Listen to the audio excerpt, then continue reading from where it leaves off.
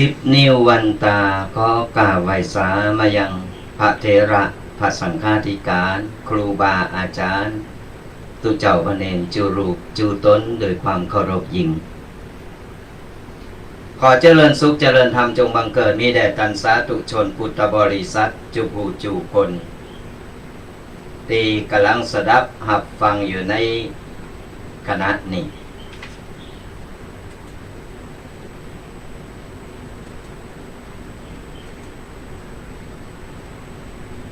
เจ้าวันนี้เราก็ได้มาพบปะเจอสถาญาติโยมกันอีกครั้งหนึ่งเนาะก็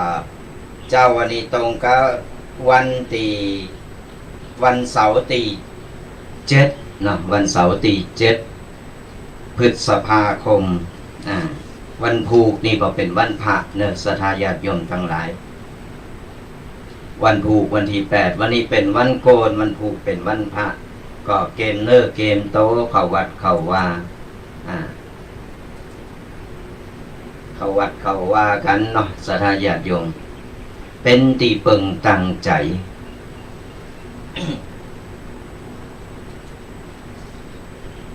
เสียงเจ้าในวันนี้ก็นึกว่าตุกปีเคไปทางใดฮะมา ก็เดียวมากำลังเดินทางมาแล้วเนาะก็ตุกปีแดงก็ฮับ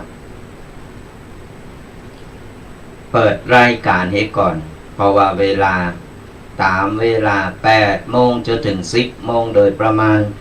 ก็จะได้มาพบปะเจอกับรายการวาทธรรมกำยองตุเจ้ายอง2 รูป 2 ตนจากอำเภอป่าซางก็จะได้นำเอาเรื่องราวต่างๆปกิณกะต่างๆเนี่ยมามาจ้ามาเล่าสู่สถาญาติโยมฟังกันตั้งบ้านเป็นอย่างใดกันพองตะคืนนี่โอ้ยนอนรับสบายกันดี โอ้รับเนี่ยวันนี้เลยอดบินเลย วันนี้ตุปีแดงเลยอดบินตุเจ้าพันนี้ต้องหุงข้าวกัน เลยไม่ได้ออกบินทบาทฝนตกมาพอดึกพอดื่นเนาะก็เลยว่าฝนตกก็พักผ่อนเองก็เลยหุงข้าวหุงปลาเล่งลูกพระลูกเนนกันเรียบร้อยแล้วก็เลยมาฉันเสร็จก็มาเข้ารายการกันต่อฝนตกเป็นดีโมนดีงานดีรับสบายดีแต่ตอนนี้เพิ่นว่าบางสถานที่นี่นะสถาญาติโยมทั้งหลายบางสถานที่นี่คือระมัดระวังเนอะระมัดระวังเกี่ยวกับพายุเข้าจนถึงวันที่12นะฮะเพิ่นว่านะเป็นประกาศมาตั้งแต่วันที่6จนถึงวันที่12นี่คือระมัดระวังกันเอาไว้ยังที่มันจะได้รับความเสียหายนี่ก็คือเฮาเนี่ยเก็บไว้ตีมีฉีดหน่อยตีดีหน่อยเนาะมันจะบ่เกิดความเสียหายฝนฟ้าอากาศอุทกภัยต่างๆนานามันบอกกล่าวเนอะมันมาเป็นดีหน้าโกเหมือนกันนะเพราะฉะนั้นแล้วเฮาฮู้แล้วเฮาระมัดระวังตัวเอาไว้ เอาฮู้ก่อนเนี่ยมันดีเพราะว่าเฮาจะได้เกมเนอร์เกมโตกันได้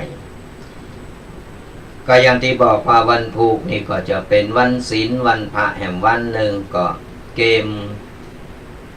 เข้าป่าอาหารไปฟังธรรมไปหับศีลกันตีวัดตีวากันเนอะไปปฏิบัติธรรมกัน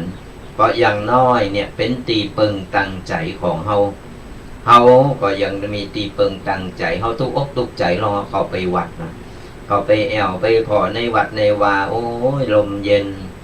สบายอกสบายใจไปสนทนาธรรมไปไปปรึกษาทุกเจ้าพระเนนในวัดในวาหันแล้วมันสบายอกสบายใจสถาญาติโยมแล้วก็วันติดหน้านี่ก็เหมือนกันวันติดหน้าก็เป็นวันพระใหญ่เหมือนกันเนี่ยเป็นวันตรงกับวันอาทิตย์ที่15 พฤษภาคมตรงกับวันวิสาขบูชาเนี่ยวันวิสาขบูชาเป็นอย่างใดความหมายคืออย่างบางท่านก็ฮู้บางท่านก็ยังบ่ฮู้บางท่านก็ฮู้บ่แต่ฮู้แต่พองบ่แต่พองก็เล่าสู่กันไปเดี๋ยวเอาไว้อาทิตย์หน้าหรือ วันเสาร์หน้าเราจะเอามาเล่าสู่ศรัทธาญาติโยมฟังกันว่าความหมายของวันวิสาขบูชาเป็นอย่างไรแล้ววันนี้เราก็จะได้เอาปกิณกะต่างๆนานานี่มามาเก็บเอาของเก่าของใหม่เนี่ยเอามาผสมประสานเปิดตีจว่าจะเตือนสติเบื่อศรัทธาญาติโยมได้หลงได้ลืมบางครั้งนี่ลืมเหมือนกันนะศรัทธาญาติโยมแก่โตมามันถึงใครหลงใครลืมไปเห็นนะน้ำเตอเอาไปไหว้ที่ไหนของนี่คำสอนคำกล่าวคำอย่างต่างๆนานาที่ครูบาอาจารย์อีพ่ออีแม่เปิ้นได้ได้กล่าวมาเปิ้นสั่งสอนมาลืมไปเห็นนะเขาก็จะได้เอามามามาลื้อฟื้นกันเป็นการเตือนสติกันเนาะศรัทธาญาติโยมเขาจะได้บ่หลงบ่ลืมกันมันเป็นธรรมชาติเนาะการหลงการลืมแก่โตมาก็ได้หน้าลืมหลังได้หลังลืมหน้าต่างๆนากันไปก่อนที่จะเข้าปกิณกะในเรื่องต่างๆนี่ก็ขอบอกบุญศรัทธาญาติโยมกันก่อนเนาะตอนนี้ทางวัดโมงน้อยของเฮานี่ได้ทำการลื้อโต๊ะนอนเก่าที่มันปลักหักพังไปเลยมันหมดสภาพมันไปแล้วเนี่ยเฮาก็ได้ลื้อออกตอนนี้เฮาก็เลยได้บูรณะใหม่ปูโต๊ะนอนใหม่คือศรัทธาญาติโยมคนเฒ่าคนแก่เพิ่นเตียวเพิ่นบาดสะดุดบาดตาวเพิ่นบาดล่มเวลาน้ำโถมทีมันเป็นหงเป็นมงน้ำโถมในฝนตกมาเลยวันนี้ก็เหมือนกันนะน้ำโถมจุมก ก็เลยลื้อโต๊ะนอนเป็นโต๊ะนอนใหม่ศรัทธาญาติโยมทั้งหลายเพื่อว่าจะรองรับศรัทธาญาติโยมแล้วก็สาธุชนตึงเหล่าอ่อนนักเรียนที่เพิ่นจะเข้ามาอบรมมาปฏิบัติธรรมนี่เฮาก็จะได้เกมพร้อมเพื่อเพิ่นมาเฮากูอย่างมันก็จะเรียบร้อยเพราะฉะนั้นแล้วเนี่ยก็เลยลื้อมันมีการใช้จ่ายหนักหลายเหมือนกันเนอะศรัทธาญาติโยมแต่ยังบ่มีเจ้าพาเป็นลักเป็นเก้าทุกปีก็เลยบอกบุญศรัทธาญาติโยมกันว่าไผไข่กินไข่ตาลไข่โฮมบุญกันก็เป็นตารางเม็ดเนอะศรัทธาญาติโยมทั้งหลายตารางเม็ดละ350 บาทไผจะเอากี่ตารางก็ได้หรือไผจะให้เจ้าห้องตามจิตศรัทธาก็ได้ก็ตามเบอร์โทรนี่เนอะเบอร์โทรทางวิทยุนี่ก็ได้เพราะว่าเดี๋ยวหลังรายการก็ไปโทรมาบอกมาจดเอาลายหมายเอาจื่อกันได้เนาะตึงหมดที่เราจะปู450 ตารางเมตรศรัทธาญาติโยม450 ตารางเมตรนี่เอาก็มาแบ่งมาซอยเอาไผจะหับเป็นเจ้าภากี่ตารางเมตรตารางเมตรละ350 บาทก่อนศรัทธาญาติโยมใครให้ใครหอมใครโลมบุญใครโลมเป็นเจ้าภาพในบุญใหญ่บุญหลวงในครั้งนี้ก็ติดต่อสอบถามมาหลังรายการเนอะศรัทธาญาติโยมหลังรายการเบอร์โทรก็เบอร์เดียวเนอะ0826112245ก็หลังรายการก็โทรมาจดเอาลายหมายเอาจื่อมาบอกจื่อกันไว้ก่อนก็ได้เนอะหรือว่าจะโทรมามามาตักมาตายกันก็เบอร์เดียวกันนี่แหละศรัทธาญาติโยมเนาะปัจจัยศรัทธาญาติโยมเนี่ยจะได้บ่ต้องงงบ่ต้องไปหลงมันหลายเบอร์ล่ำเหลือตูปีตูลุง เอาเบอร์เดียวนี่แหละ0826112245ก็โทรมามาได้หรือโทรมาจดเอาลายหมายเอาจื่อมาบอกจื่อกันก็ได้อีแม่จะหับเตาอันเนอะอีแม่จะหับเตาอีหรืออีแม่จะห้อมเตาอันเตาอีเป็นการรวมบุญเป็นการทำบุญเล็กๆน้อยๆบุญจะได้บ่ตกหล่นเนอะศรัทธาญาติโยมทั้งหลายการทำบุญทำไปเถอะวัดไหนที่ไหนที่เพิ่นบอกบุญบอกไปเล็กๆน้อยๆทำไปอย่างน้อยนี่เราสั่งสมบุญวันละนิดวันละน้อยวันละเล็กวันละน้อยบุญก็จะเพิ่มคูณเข้าไปเนาะก็ฝากประชาสัมพันธ์กับศรัทธาญาติโยมบอกกันต่อกันไป ตอนนี้ก็ขออนุโมทนาบุญกับคุณแม่แสงจันทร์บุญอินแฟนรายการเหมือนกันเนาะเพิ่นก็โฮมบุญมา500 บาทก็ขออนุโมทนาบุญโดยพระเต่าแต่นั่นก็ได้หมายมีนายอนุพันธ์ศรีธิราชเนาะอันนี้เพิ่นรับเป็นเจ้าภาพอยู่5 ตารางเมตรนางสาวนัทธิตาสุขนิวาสจากจังหวัดเชียงใหม่รับเป็นเจ้าภาพ5 ตารางเมตรนายโชติเลิศอำไพจากกทมจากกรุงเทพปุ่นเพิ่นก็รับมา5 ตารางเมตรนางสุกัญญาเลิศอำไพจากกรุงเทพเปิ้นโผเมกันเปิ้นเอาคนละ5 ตารางเมตรเนาะนางสุวลีสุวรินทร์บุญทาเปิ้นนี่อันนี้อยู่ที่ตำบลมงน้อยนี่อันนี้เปิ้นลมบุญมา 1,000 บาทก็อนุโมทนาบุญโดยว่าเต่าแต่นั่นก็มีกอหลงเม็ดกอหลงบ้านหนองโยงหับมา1 ตารางเมตรนางสาวประกายแก้วกอหลงอยู่มงน้อยนี่หับมา2 ตารางเมตรนายสุทินแก้วมาบ้านดอนหลง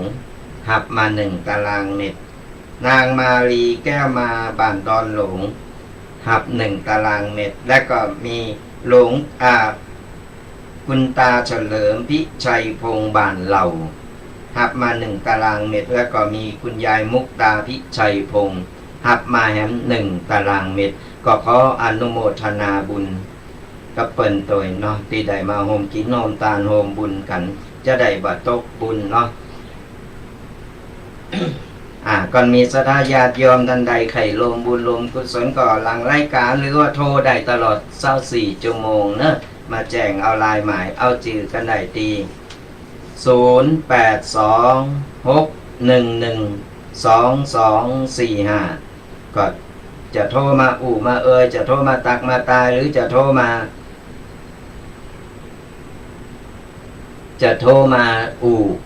มา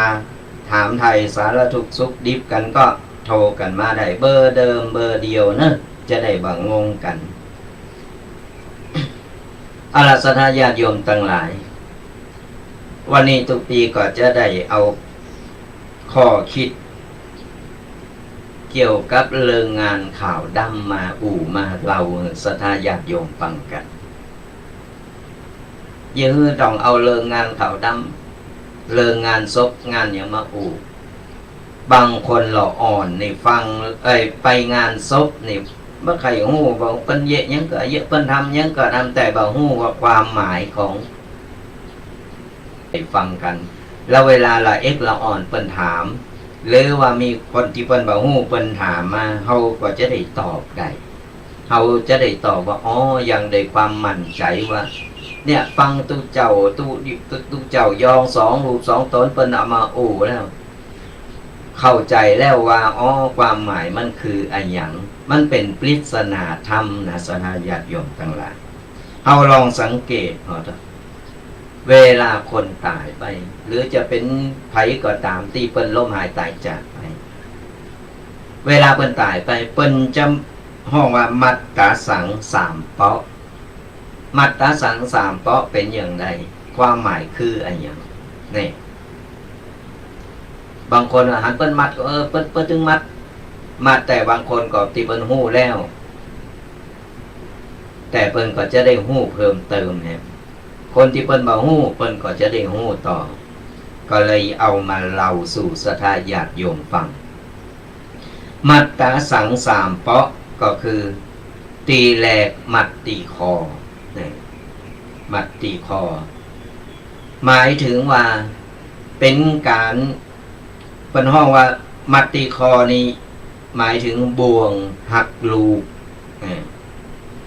มัดคอนี่นะเป็นบ่วงหักเป็นปริศนาธรรมให้เฮาได้ฮู้ว่านี่เป็นโหงลูกเป็นบ่วงติดเกี่ยวกับลูกของเฮามัดตีมือมัดตีมือเอามือ2 อันมาพนมมือแล้วเอาดอกใส่มือหั่นแล้วพนมมือเอาได้สายสิญจน์ไปมัดเปาะตี2ก็คือมัดตีมือก็หมายถึงโบงหัก เป็นโบงหมายถึงโบงหักของสามีภรรยาเนี่ยโบงที่สองหมายถึงโบงหักสามีภรรยาและโบงสุดท้ายโบงตีสามก็คือโบงตีขอเท้านี่หรือว่าตรงไอ้ตะตุ่มเฮานี่นะก็จะเอามัดติดกันเนี่ยสามเปาะอันนี้หมายถึงโบงหักทรัพย์สมบัติปัตฐานที่เฮาตายไปที่เฮามีสะสมไว้แล้วตายไปนี่คือเป็นโบงเป็นความหมายคือศรัทธาญาติโยมได้ระลึกนึกถึงมันเป็นปริศนาธรรมบางคนบอกโหเปิ้นมัดยื้อพวกคนตายไปแล้วเปิ้นมัดยื้อมัดพนมมือยื้อต้องยื้อตึงห้องว่ามัดสามเปาะเป็นการเตือนสติให้เฮาได้ฮู้ว่าถึงวันนี้เฮามีโฮงลูกโฮงสามีภรรยาโฮงทรัพย์สมบัติเพื่อถึงห้องว่ามัดตราสังสามเปาะมัดตีคอมัดตีมือแล้วก็มัดตีคอเท้าถ้าติดอยู่ที่สามโบงนี่ถ้าเฮาติดโฮงอยู่สามโบงนี่นะเฮาก็ไปนิพพานบ่ได้เฮาก็จะต้องเวียนว่ายตายเกิดในวัฏสงสารบ่มีวันจบวันสิ้นนี่เวียนว่ายตายเกิดอยู่อย่างเอี้ยเพราะว่าเฮาเป็นโฮงเฮามีโฮงแต่ก่อนเฮาหมดสามโฮงนี่แล้วเนี่ยเฮาก็จะไปสู่นิพพานเฮาก็จะบ่ได้พุทธได้เกิดเฮาจะไปเสวยสุขอยู่บนจันฟ้าจันเนรปานพุทธนี่อันนี้เป็นปริศนาธรรมศรัทธาญาติโยมได้ฟังแล้วก็ได้นำเอาไปเล่าสู่ลูกหลานได้ฟังกันอันที่สองเคาะโลงหับศีลนี่เวลาตุเจ้าเพิ่นจะไปเตดไปโสดไปกินข้าวไปเตดไปโสดนี่นะหรือว่าศรัทธาญาติโยมเอาข้าวเอาน้ำไปวางโลงเนี่ยจะต้องเคาะโลงก่อนเนี่ยอันนี้ความหมายคือการเคาะโลงหับศีลเนี่ยบ่ใจหือคนตายมาหับศีลแต่เป็นการบอกหือคนที่มาโลงงานว่าอย่าประมาทอย่าขาดสติ อย่าประมาทอย่าขาดสติบาสนใจในหลักธรรมคำสอนเมื่อตายไปแล้วหมดโอกาสที่จะทำความดีตองเฮาจะเคาะโลงจนโลงนี่แตกแต่มันก็ลุกขึ้นมาบ่ได้อันนี้เป็นปริศนาธรรมคือเตือนสติเฮาเนี่ยได้ฮู้ได้เข้าใจว่าการที่เฮายังมีชีวิตอยู่เนี่ยคือเฮามันทำบุญมันรักษาศีลมันเอาน้ำทำคำสอนขององค์บวรพระสัมมาสัมพุทธเจ้าเนี่ยมาพินิจพิจารณาและก็ไปปรับใจในชีวิตประจำวันของเฮาก็คือเอาน้ำทำคำสอนน้ำต่างในการดำเนินชีวิตของแต่ละวันเฮาจะประมาทในการใช้ชีวิตตอนเฮายังคนเนี่ยเฮาทำเฮาปฏิบัติบ่ใจตายไปแล้วถึงมาปฏิบัติมันก็ปฏิบัติบ่ได้แล้วเพิ่นถึงเป็นปริศนาธรรมเฮาได้ฮู้ว่าที่เพิ่นเคาะโลงเคาะหยังเฮาฮู้เฮานี่เป็นการเตือนสติบ่ได้บอกคนตายนะศรัทธาญาติโยมลองเพิ่นเคาะโลงอันเคาะโลงปังปักปักปักอีปออีแม่มาฟังธรรมเน้อตุเจ้าเปิ้นจะเตธรรมเน้อเปิ้นจะอย่างอันแต่เปิ้นใครหือศรัทธาญาติโยมที่มาฟังธรรมเนี่ยเปิ้นจะได้เหลียวมาพอจะได้เตือนสติชุกคิดถ้าไผกึดได้จะกึดว่าแล้วผีที่ตายเพิ่นจะลุกขึ้นมาฟังได้ก็เพิ่นจะฟังได้ก็ แต่นั่นก็เป็นปริศนาธรรมมันลุกมาบ่ได้สนะญาติโยมทั้งหลายแต่เปิ้นเคาะเตือนสติว่าตูเจ้าเปิ้นจะเตดละเนอเปิ้นจะโสดละเนอคือฟังตั้งอกตั้งใจฟังกันเนอบ่ใจอย่างอันบางคนนี่ตูเจ้าจะเตก็เตแต่ตูเตแข่งก็ตูเจ้านี่ เปิ้นโสดก็โสดแข่งก็ตูเจ้าโสดในต่างที่บ่ถูกบัด อู้กันทรงตรงจังอย่างต่างๆนานาบางครั้งจนกรรมการจนในประจานเพิ่นจะบอกสดาญาติโยมดักเนอะตูเจ้าจะเตะละเนอะมีหลายตีเหมือนกันนะ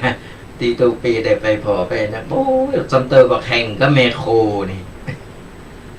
แมโครนี่ปดต้องปันตูเจ้าเอาละที่นี่ก็กงจังดุงยังอยู่ตั้งหลังอะอย่างล่ำเหลือก็โม้แห่กล้องแห่กล้องแห่ปากแห่ถาดแห่ถุยแห่จอดก็ยนเนี่ยเป็นการเป็นห้องว่าเป็นปริศนาธรรมหือเฮาเนี่ยได้ชุกคิด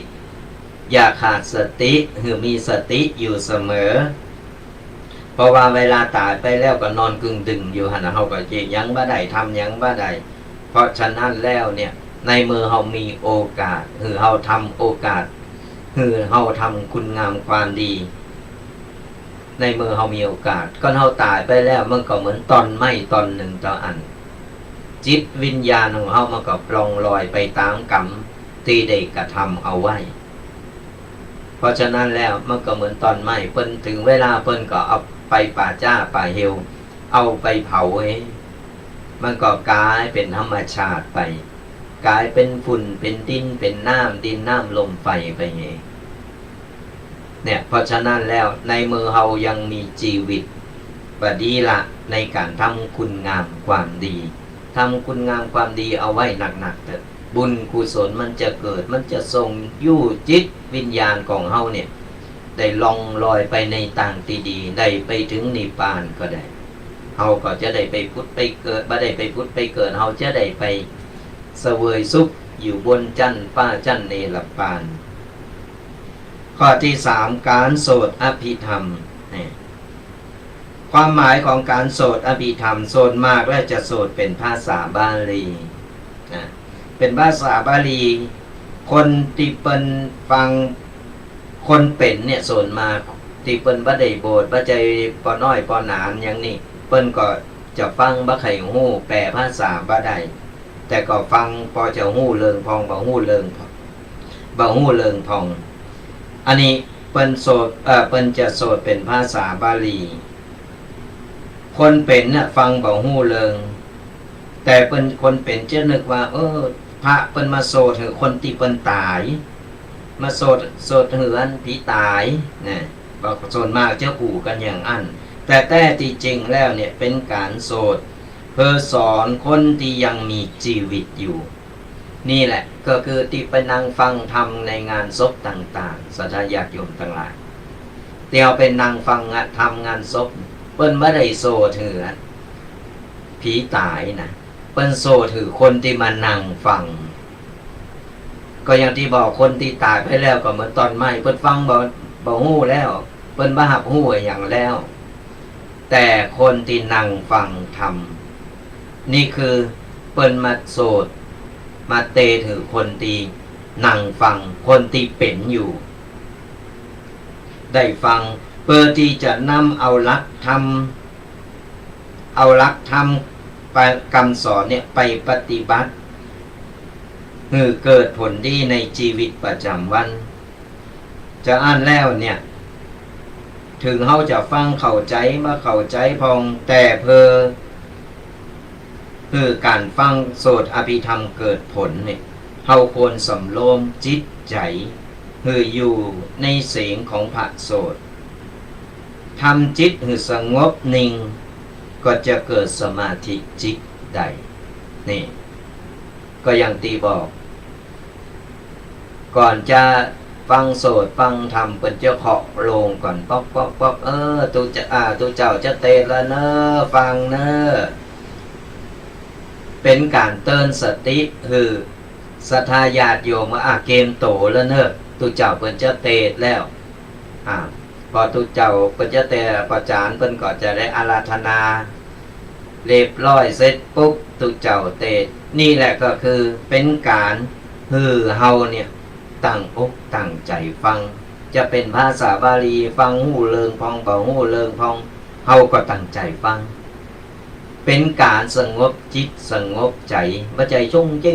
จ้งอะไรอยู่ตั้งหลังในโคนก็ลงกงกังอะยัง ตุเจ้าพอตกอกตกใจ ซัมเตอร์ก็กังไปตัวนึง เนี่ยเฮาได้ฝึกสงบจิตสงบใจก็เฮาอยู่ตั้งนอกเฮาบ่ได้ไปงานศพงานศาสตร์ต่างๆเฮาจะมีเวลามานั่งฟังอย่างอีกก็เฮาจะมีเวลามานั่งปฏิบัติธรรมก็มันก็มีส่วนน้อยส่วนมากนี่จะโอ้การงานก็ยุ่งเดี๋ยวก็บึดหนึ่งบึดเดี๋ยวอันนั้นรบกวนอันนี้รบกวนแต่ในเมื่อเฮาตั้งอกตั้งใจแต่งชุดดำแต่งชุดขาวมาเรียบร้อยแล้วมันนั่งฟังก็บ่ต้องไปอู่ไปคุยไปว่าอะหยังไว้ที่ไหนคือเฮาตั้งอกตั้งใจฟังธรรมแล้วก็ฟังน้ำธรรมคำสอนฟังตุเจ้าเพิ่นเทศน์เสร็จแล้วเฮาก็เวลาพระสงฆ์พิธีเพิ่นโสดอภิธรรมเฮาก็ฟังและก็เอาพินิจพิจารณาเป็นการสร้างสมาธิในโตของเฮาตัว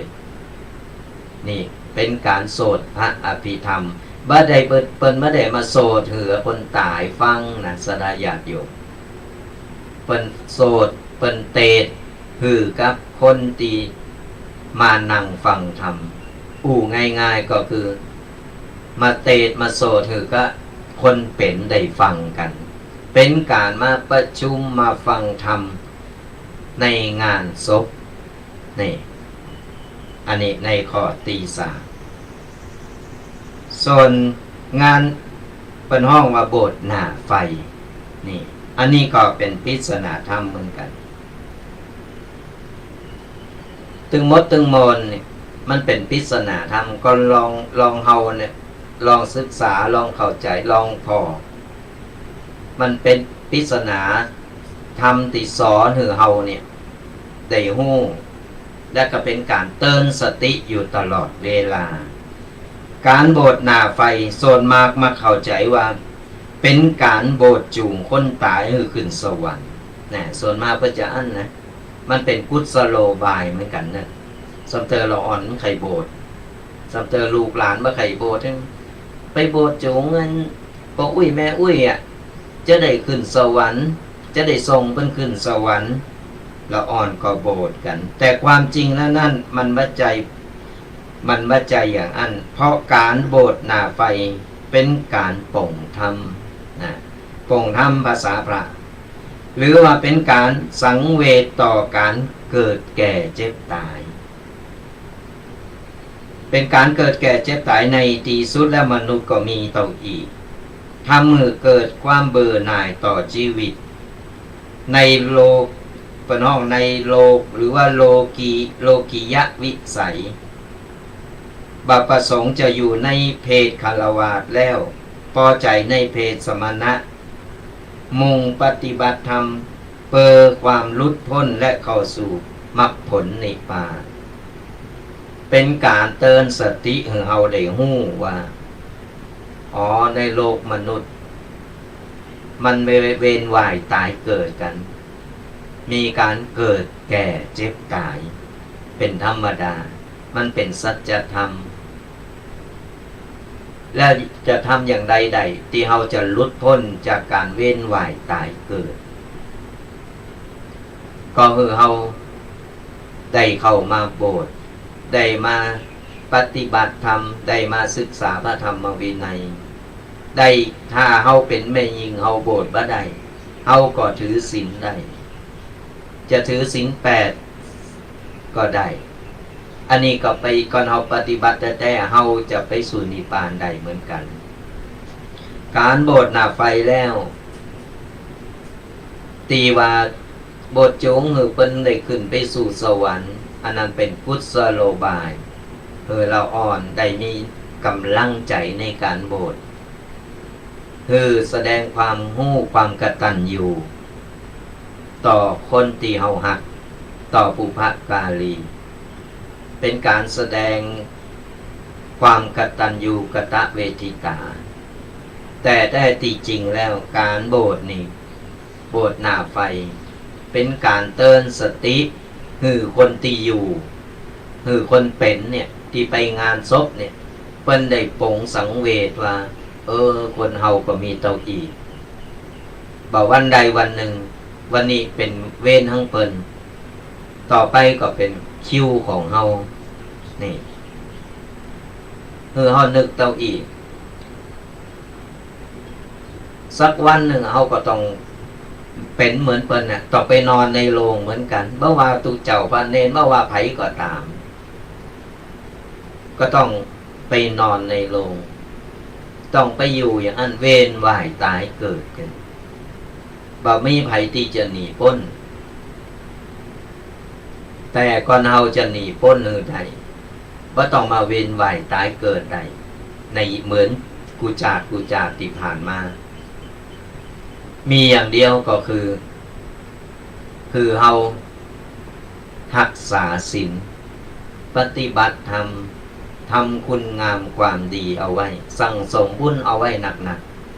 ๆแล้วเฮาก็จะไปสู่นิพพานตายไปแล้วเฮาจะไปเสวยสุขอยู่จั้นบนจั้นฟ้าจั้นเนรพานบ่ต้องมาเวียนว่ายตายเกิดบ่ต้องมารับรู้อะไรอย่างต่างๆนานาเป็นการหลุดพ้นนั่นเองนี่อันนี้เป็นคติธรรมสอนใจในเรื่องของงานศพข้อที่ 4โบสถ์หน้าไฟข้อที่ 5การนิมนต์พระไปจูงออกหน้าศพอันนี้ก็สำคัญเราอ่อนมันจังถามแล้วเยอะต้องเอาตัวเจ้าไปจูงออกจากบ้านจากวัดเอาไปเหี่ยวต้องนิมนต์พระตัวเจ้าพระเนรมาจูงกันก็เป็นกุศโลบายเหมือนกันแต่ที่จริงแล้วเนี่ยมันเป็นคติธรรมสอนใจสราญาติโยมทั้งหลายการนิมนต์พระจูงออกหน้าศพเนี่ยเพื่อเป็นการสอนให้คนที่ยังอยู่หรือว่าคนที่เป็นนี่แหละได้สำนึกว่าตอนที่ยังอยู่เนี่ยคือเฮาเดินตามหลักพระธรรมคำสอนหรือว่าง่ายๆภาษาบ้านเฮาเป็นห้องว่าคือตัวหลังพระก็หมายความว่าระหว่างที่เฮามีชีวิตอยู่คือเฮาเอานำธรรมคำสอนขององค์บวรพระสัมมาสัมพุทธเจ้าเป็นตีปึงเป็นตีดำเนินการเป็นตีจักจูงเอาไปเดินทางโดยบ่ประมาทก็คือเอานำธรรมคำสอนที่ตุเจ้าพระเนรเนี่ยเปรียบเสมือนเป็นโตแทนอัญเชิญพระธรรมคำสอนเอามาเล่าสู่เอามาเตือนสติมาบอกกับศรัทธาญาติโยมว่าเอาหลักธรรมนี่นำต่างชีวิตเนอะเอาหลักธรรมคำสอนกูสิ่งกูอย่างตีเป็นก้อนใกล้เอามาแล้วก็สื่อต่อมาเรื่อยๆเนี่ยเอามาเป็นแนวทางในการดำเนินชีวิตก็เหมือนเวลาเฮาตายไปถึงได้เอาตุเจ้าจูงไปเหี่ยวอันนั้นก็เหมือนจูงตอนไม้ไปมันเป็นกุศโลบายสอนให้ศรัทธาญาติโยมเนี่ยได้ฮู้ว่าได้ทบทวนเอาว่าคือเฮาระหว่างที่มีชีวิตอยู่เนี่ยเฮาเดินตามพระธรรมคำสอนขององค์พระสัมมาสัมพุทธเจ้าจึงจะอยู่อย่างมีความสุขอยู่อย่างบ่ประมาทในการใช้ชีวิตของเฮาก็จะเจริญก้าวหน้านี่คือความหมายของการว่าเอาตุเจ้านำหน้าก่อนก็เหมือนเอาพระธรรมคำสอนขององค์บวรพระสัมมาสัมพุทธเจ้าของเฮาเนี่ยนำทางชีวิตของเฮานั่นเองในข้อที่ 6 การเว้นซ้าย3 รอบเนี่ยเวลาเพื่อจะเผาเนี่ยเพื่อจะเว้นซ้าย3 รอบก็หมายถึงการเว้นว่ายตายเกิดนั่นเองเว้นว่ายตายเกิดอยู่ในภพที่3อันมีได้แก่ก็คือว่าภพทั้ง3ก็มีกามภพรูปภพอรูปภพนี่ด้วยกิเลสอำนาจของกิเลสตัณหาอุปทานเนี่ยก็จะเป็นทุกข์บ่มีจบบ่มีสิ้นฉะนั้นแล้วการโทนกระแสกิเลสเนี่ยเป็นการสอนธรรมชั้นสูงจึงได้ปาศพเนี่ยเวนซ่าเนี่ยเป็นการโทนกระแส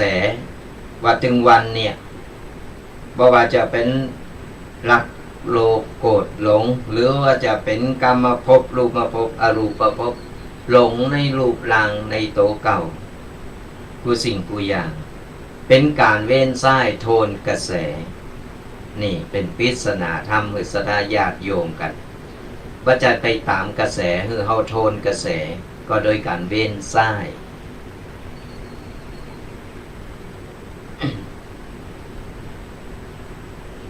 และข้อที่7การใจน้ำเปล่าล่างหน้าศพอันนี้ก็สำคัญเนี่ยสดาญาติโยม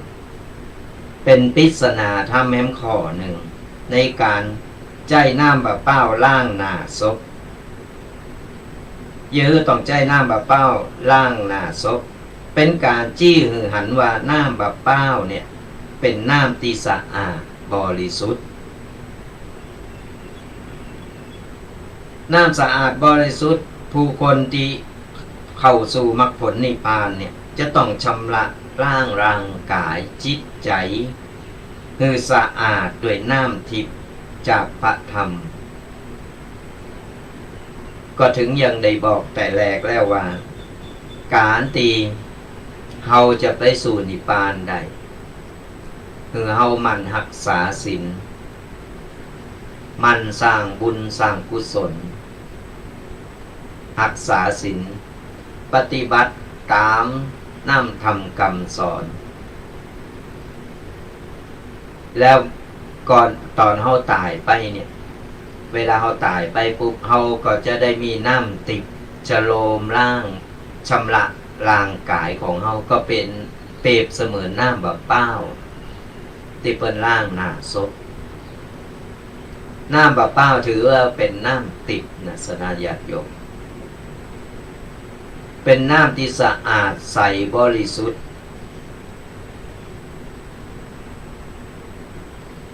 ตีเฮาได้ชำระล้างน้ำที่สะอาดใสบริสุทธิ์ก็เหมือนเฮาชำระล้างร่างกายจิตใจของเฮาคือสะอาดบริสุทธิ์แล้วเนี่ยถึงจะได้ขึ้นไปสู่นิพพานได้โดยบ่มีมลทินอย่างติดโตเฮานี่เป็นปริศนาธรรมว่ายื้อเอาน้ำอื่นมาได้ก็ต้องมาล้างหน้าศพยื้อต้องเอาน้ำเปล่าเปิ้นเปรียบเหมือนว่าเป็นน้ำทิพย์นั่นเองที่จะหือคนที่ตายเนี่ยได้ไปสู่นิพพาน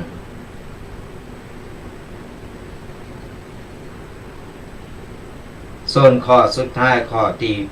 8การแปรรูปเนี่ยการแปรรูปหลังจากที่เผาแล้วเนี่ยมีการเก็บอัฐิและมีการขี่เตาคนตายเนี่ยแล้วเอามาเป็นรูปร่างเหมือนเก่าอันนี้ตั้งบ้านเฮาส่วนมากก็จะไปเก็บใส่หม้อเก็บใส่หม้อแต่ตั้งภาคกลางหรือหลายๆตีภาคใต้ก็มีอย่างตี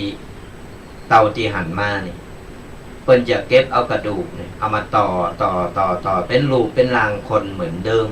คือปิ๊กเข้ามาเหมือนเดิมแล้วก็เอาน้ำขมิ้นส้มปล่อยเอาอย่างไปหดไปพะแต่บ้านเฮาที่เพิ่นจะเอาหม้อไปก็เก็บใส่หม้อแต่มันก็บ่เหมือนกันนะสนาญาติโยมแต่แล้วแต่พื้นที่แล้วแต่สถานที่การเก็บอัฐิขี่เตาแล้วเนี่ยหรือว่าเก็บกระดูกผีตายแล้วเนี่ยเอามา ก่อเป็นลูกเป็นลาง เป็นปริศนาธรรมคือว่าคือกลับกลายมาเป็นลูกเป็นลางเหมือนเดิมก็หมายความเป็นหือเนี่ยหือเฮาเนี่ย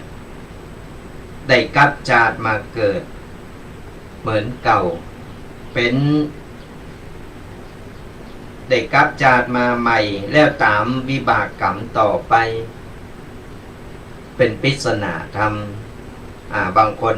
เอามาต่อเป็นลูกเป็นลางเรียบร้อยเสร็จก็โดยความโหงหาอะไรโอ้เขา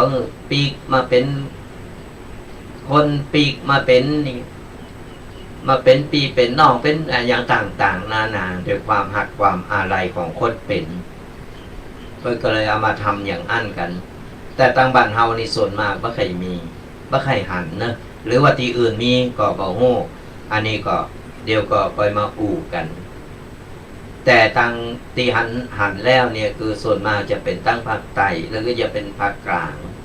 ที่เป็นนิยมกัน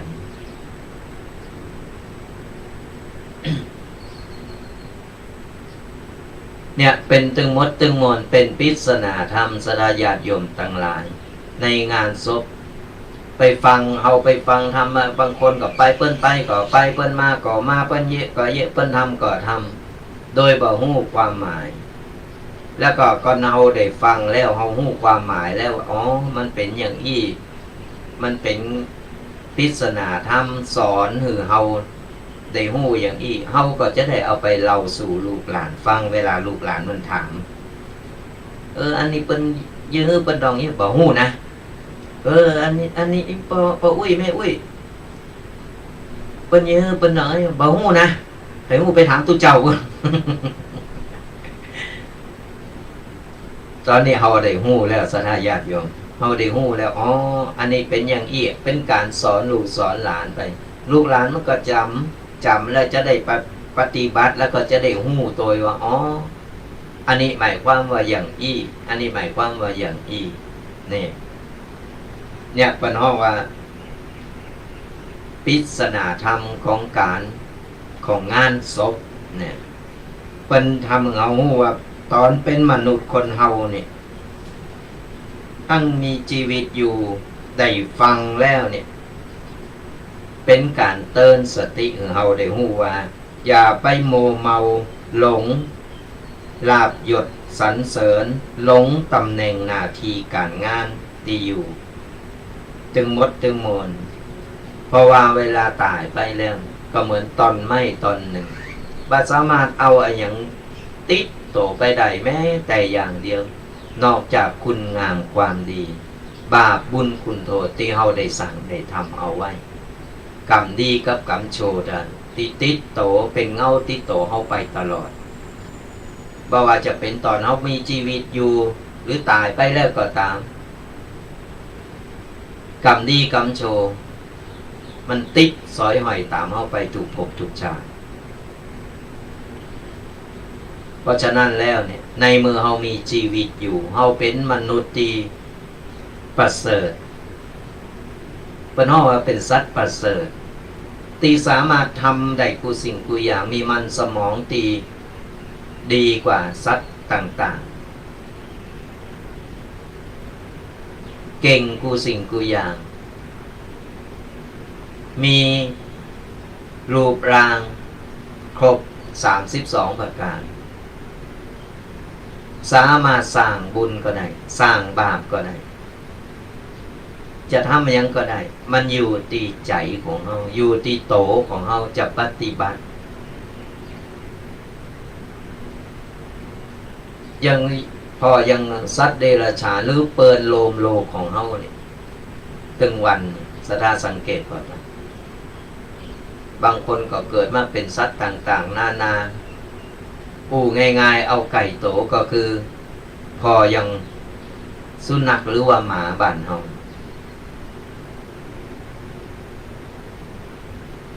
เขาจาติแล้วก็อาจจะเป็นคนจาติแล้วก็อาจจะเป็นอะไรอย่างมาเฮาก็บ่ฮู้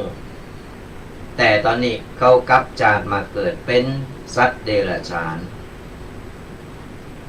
แต่อยากบ่มีโอกาสที่จะทำบุญ บ่มีโอกาสที่จะทำกับเขาวกับปลาตีจะหุงหาอาหารเอาของดีๆของลำๆของอย่างที่เราต้องการนี่เอาไปทำบุญบ่สามารถที่จะไปกราบพระไปไหว้พระบ่สามารถที่จะไปทำบุญต่างๆได้แต่เฮาตรงกันข้ามเฮาเป็นมนุษย์ปุถุชนเป็นสัตว์ประเสริฐสามารถทำได้กุสิ่งกุอย่างแต่เฮาเลิกที่ว่าเฮาจะทำหรือบ่ทำนะเฮาเลิกจะทำในทางใดล่ะมันมีสองทางดีหรือทางโชว์ก่อนเฮาเลิกจะทำในทางที่ดีนี่คือเป็นบุญกุศลของเฮาสร้างกรรมดีบุญกุศลนี่ก็จะส่งผลให้เฮาได้ไปในละปานหรือไปพุทธไปเกิดยังก็ตามตีกรรมเฮาได้สร้างได้ทำเอาไว้ก่อนเฮาเดินทางในทางที่บ่ดีจือมันก็บอกว่าทางที่บ่ดีเฮาก็จะไปพบกับอะไรอย่างต่างๆนานาตีมันบ่ดีตกหมอนหกตกอเวจีว่าได้พุทธได้เกิดตกแล้วตกแหมตกแล้วตกแหมต้องไปใจกรรมเก่าใจมันมดหมดแล้วบ่ฮู้กี่ภพกี่ชาติเพิ่นส่งมาเกิดเป็นอะไรอย่างก็ตามกรรมที่เฮาได้ทำเอาไว้อันนั้นเพิ่นฮ้องว่าเศษกรรมเศษกรรมส่งผลคือมาเกิดมาใจกรรมบนโลกแห่งกรรมหนึ่งจะเป็นสัตว์เดรัจฉานหรือจะเป็นคนทุกคนละภาพต่างๆนานาแล้วแต่กรรมแต่เว้นที่เฮาได้สั่งได้ทำเอาไว้เนี่ยตึงมดตึงโมนในสลายาติโยมทั้งหลายของพ่อบาหันเฮาบดีไปลบหลู่ของอายังที่เป็นเฮาบ่นับบ่ถือเฮาก็บ่ต้องไปลบหลู่หรือไปติตายไปว่าของอย่างเอี้ยมันเจอกระโตแล้วเฮาจะฮู้เฮาจะหันเองสลายาติโยมทั้งหลายเนี่ยวันนี้ได้ยิบยกเอาเรื่องของ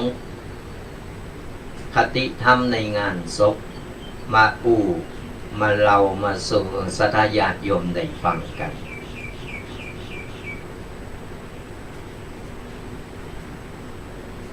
ฟังแล้วเป็นอย่างใดเดียวสักคำหนึ่งเราจะเปิดสายหน้าใหม่กับศรัทธาญาติโยมได้มามามาตักมาตายกันอาจจดเบอร์กันเอาไว้ก่อนก็ได้เนอะหรือวันอากาศเย็นๆเนี่ยฟังไปเคิ่มไปไข่ลับไปมอยจดเบอร์โทรกันเอาไว้เนอะบางคนก็กำลังเข้ามาฟังใหม่บางคนก็ฟังแล้วจดไว้แล้วก็ดีก็โทรกันแหมกำหนึ่งเบอร์โทรศัพท์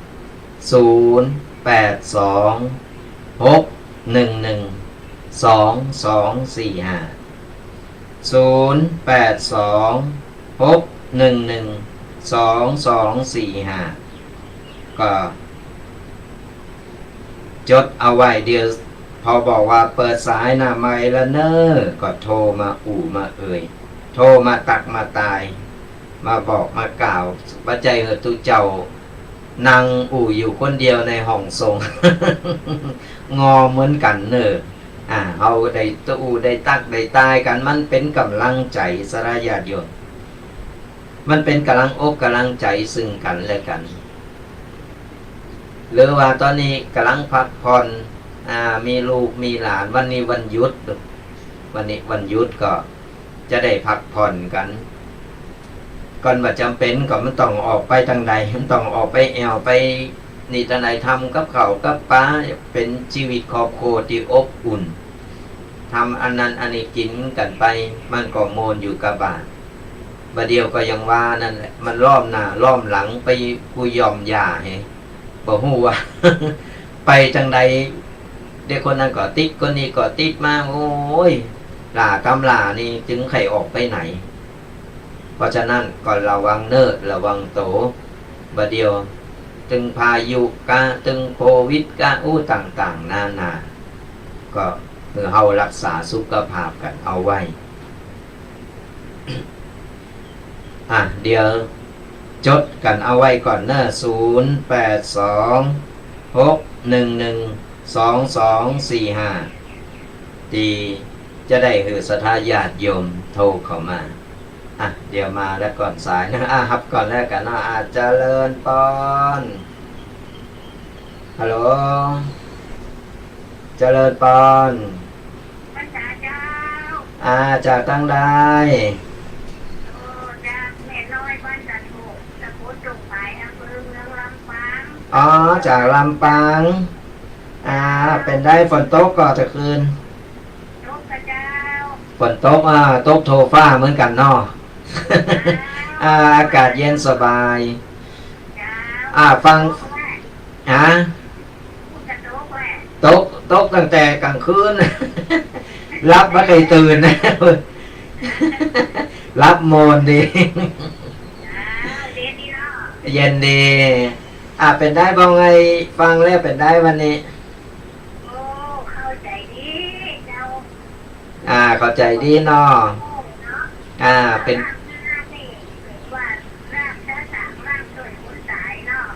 ใจ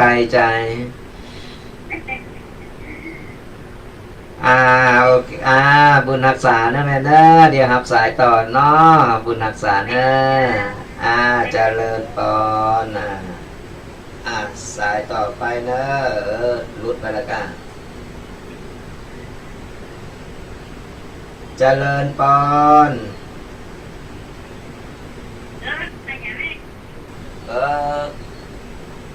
สายซ่อนมาแล้วก้าสายซ่อนมาเดี๋ยววางสายก่อนเนอะแม่เนอะเจริญปอนจะตั้งได้ลำปางมาแล้วลายที่สองฟังชัดเนาะ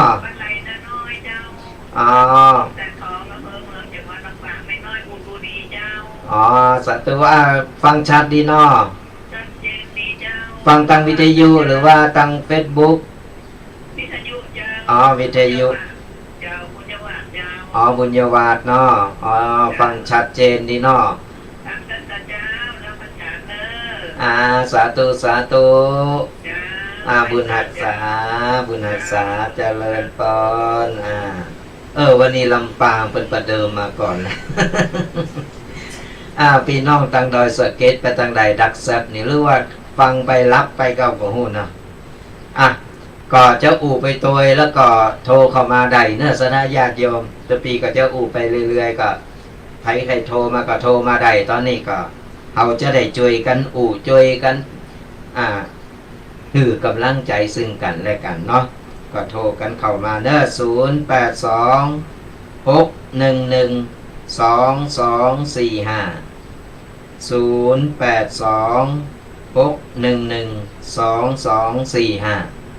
เบอร์โทรหน้าไมค์โทรมามามาตักมาตายมาหือกำลังอกกำลังใจกัน ตอนนี้ตุปีเคเป็นติดงานเนาะมาบ่ได้ตามลักก็จะมี2รูป2ตนจะมาเป็นกูท่องกูคุยกูกูจ๋ากันแต่วันนี้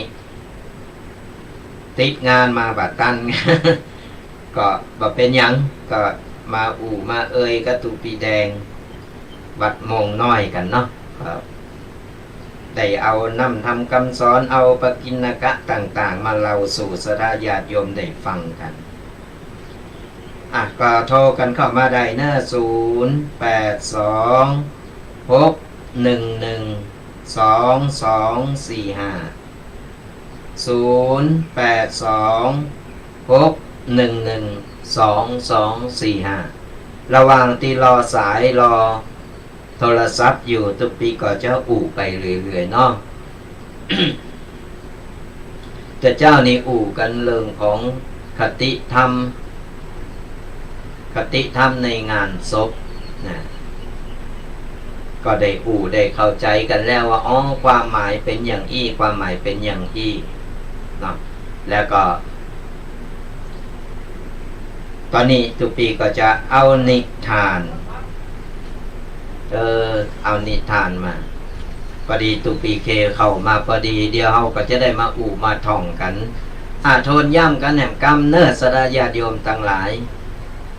0826112245ก็จะได้มามาท่องมามาเอ่ยกันตามตีบอกไปแล้วน้องสนาญาติโยมทั้งหลายพอดีตังตุปีเคตอนแรกว่าจะมาตอนเช้าเข้ารายการบัดท่านตอนนี้มาแล้วไหนๆก็มาเดี๋ยวเราจะเข้ารายการมามาเอ่ยมาตักมาตายกันเดี๋ยวโทรกันเข้ามากันได้เนอะ082เดี๋ยวหับสายกันนะขอเจริญปอนฮัลโหลได้ยินเสียงเจริญปอนเธออย่าดักแซบใบสาเจ้ายองตั้งใดนี่เวงหนองหลองมาแล้วเป็นได้ฝนตกก่อนโมนเนาะรับโมนดี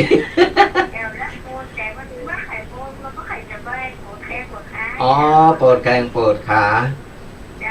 เป็นเก้าก็มันจะเป็นปลายก็อ๋อกระดูกทับเส้นก็ค่อยๆรักษาไปเนาะมันไปตามสังขารมันนั่นเนาะมันจะหนีมันป้น การเจ็บไข้ได้ป่วยดีละมีตูเจ้าเป็นเปิลเป็นกูกีมไปได้ได้เอ้ยกันก็โมนงานกันไปเนาะสบายอกสบายใจก็จะไปเก็บตัวอยู่คนเดียวนะเก็บตัวอยู่คนเดียวมันเยี่ยงเขากึดหนักกึดหนักไปฟังแล้วเป็นได้บ้างวันเนี้ย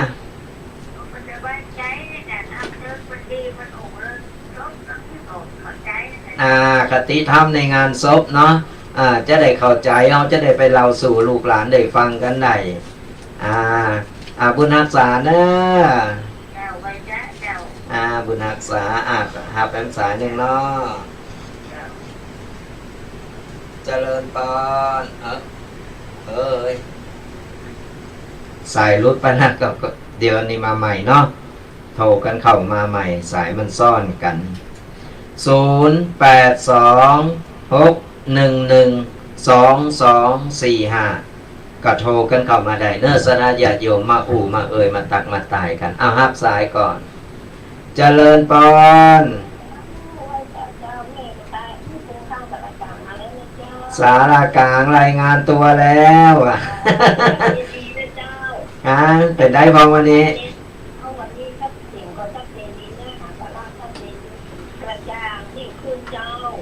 กระจ่างยิ่งขึ้นเนาะเนี่ยเขาจะได้หู้จะได้เอาไปเล่าสู่ลูกหลานได้ฟังกันเขาไปเขาก็จะได้หู้การฟังธรรมะฟังคติธรรมจากตูเจ้านี่เขาได้เปรียบอย่างหนึ่งนะได้เปรียบตรงที่ว่าเขาไปเขาจะหู้ก่อนเปิ้นเลยดูให้มันฟังมันหู้ดู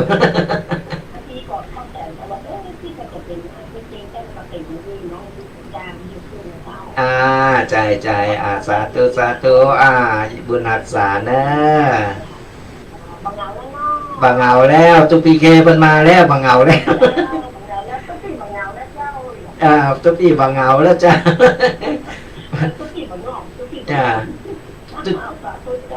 สาธุตุเจ้างอมสาธุบุญรักษาโทรมาใหม่เนอะสายซ่อนอยู่เจ้า641เนอะโทรกันเข้ามาใหม่0826112245ก็โทรกันมามาเอ่ยมาตักมาตายมาคือกำลังอกกำลังใจกัน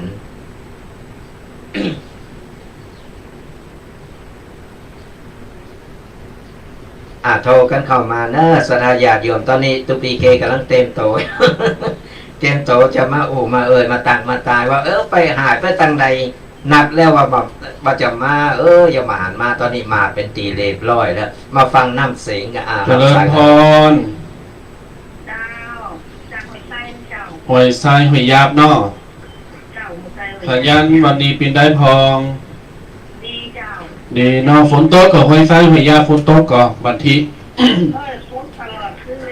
ฝนคืนบนเย็นดีเนาะฮะ อ๋อนี่ลาเดียวก่อนฟังไปเรื่อยๆแล้วก่อนได้ไหนครับปอนเนอร์ เจ้า ขอบคุณโมทนาเนอร์หอยาเผยใสเลินปอนนะโล ค่ะกับนวัตกรรม เจริญพรโยม กับนวัตกรรมเจ้า โยมจากไหนนี่ เสียงอย่าน้ำอ้อยน้ำตาลได้ จากเจ็ดยอดเชียงใหม่ อ๋อเจ็ดยอดเชียงใหม่นะเจ็ดยอดฝนตกก่อฮะ ตกเจ้ากับมาฟังวันนี้เป็นวันแรก อ่านกาฟังเป็นประจำเนอะวันเสาร์และวันอาทิตย์นะรายการนี้นะ เจ้า แล้วก็ฟัง อันนี้ท่านอะไรอย่างคะท่าน ท่านเค อ๋อท่านเคพระเจ้าบอกว่าท่านเขาห้ามจ่ายแล้วตอนนี้ยังห้ามได้อยู่ อ๋อ ท่านเคอยู่จากวัดที่วัดไหน สปุงน้อย สปุงน้อยไปทำไรอ่ะ สปุงน้อยมาตังกาดบ้านแสนตังพระบาทตากผ้าแม่ หลับปูนป่าซาง คนพระเจ้าคนยิ่งอยู่ อ๋อหนองจังคืนหลับปูนด้วยแน่ คนเหมือนหลับปูน อ๋อ ที่หลับปูนแล้วตอนนี้พ่อแม่ เออ ย้ายไปอยู่ไม่แต่ง ไปอยู่ประเด็นนี้มันอ๋อเป็นคนไม่แต่งไปเห็นล่ะ ประเดี๋ยวนี้ย้ายครอบครัวมาอยู่เล็กจอดนี่เห็นไหมจ๊ะ อยู่เจ็ดยอดแล้วเนาะแล้วก็มั่นอยู่ข้างนั้นเนาะมาย้ายไปไหนแล้วเนาะ มาย้าย เออ มาให้กำลังใจท่านแต่เนาะ ขอบคุณอนุโมทนา ฟังครั้งแรก วันเสาร์วันอาทิตย์8 โมงถึง 10 โมงก็104.50พอเลยเนอร์ฟังเลยเนอร์โมทนาบุญทักษาเนอร์สาธุ สาธุ ขอเจริญพรญาติโยมศรัทธาสาธุชนพ่อแม่ศรัทธาพอออกไม่ออกเฮาทุกคนทุกคน วันนี้มาสายมาช้าแต่ดีกว่าไม่มากำลัง9:08ตุแดงเพิ่งมาเปิดสายหนาไม้วัฒโมสังคมประธานไม่ยังอู่ละกำลัง9:00ปลาย เข้าใจอู่ไปปุ๊บคนโทรเข้ามา เออ ก่อน ก็แล้ว วันนี้นี่ทุกวีเก เออ วันนี้นี่สายหน้าใหม่หนัก อืม พอบอกเบอร์ตอนน่ะคนโทรเข้ามาเลย นั่นเนาะ ก็ กำลัง เลยฮับเลย 9:00บันทึก10 นาทีธรรมโมสังคมก็9:00เนอะตามปกติเขาจะได้หับสายหนาไม้เนาะญาติโยมเนอะก็ตอนนี้ก็ปิดสายก่อนประมาณ9:00ก็จะได้เปิดสายหนาไม้แห่งการหนึ่งตอนนี้ปิดสายแล้วถ้าโทรมาก็ตึมติดเนอะ9:30เราจะมาพบกันหน้าใหม่ตะกี้นี่เป็นการทดสอบสัญญาณฝุ่นตกประเดี๋ยวนี้ถ้าโทรก็ขอโทษค่ะไม่สามารถติดต่อได้เพอปิดมือถือไปแล้วปิดเบอร์ไปก่อนแล้วก็ปิดสัญญาณไปถ้า9:30ก็จะได้เริ่มเปิดสายเนอร์อ้าวญาติโยมศรัทธาต่างหลายเจ้าตัวแดงเป็นอู่เริงของ คติธรรมของงานศพ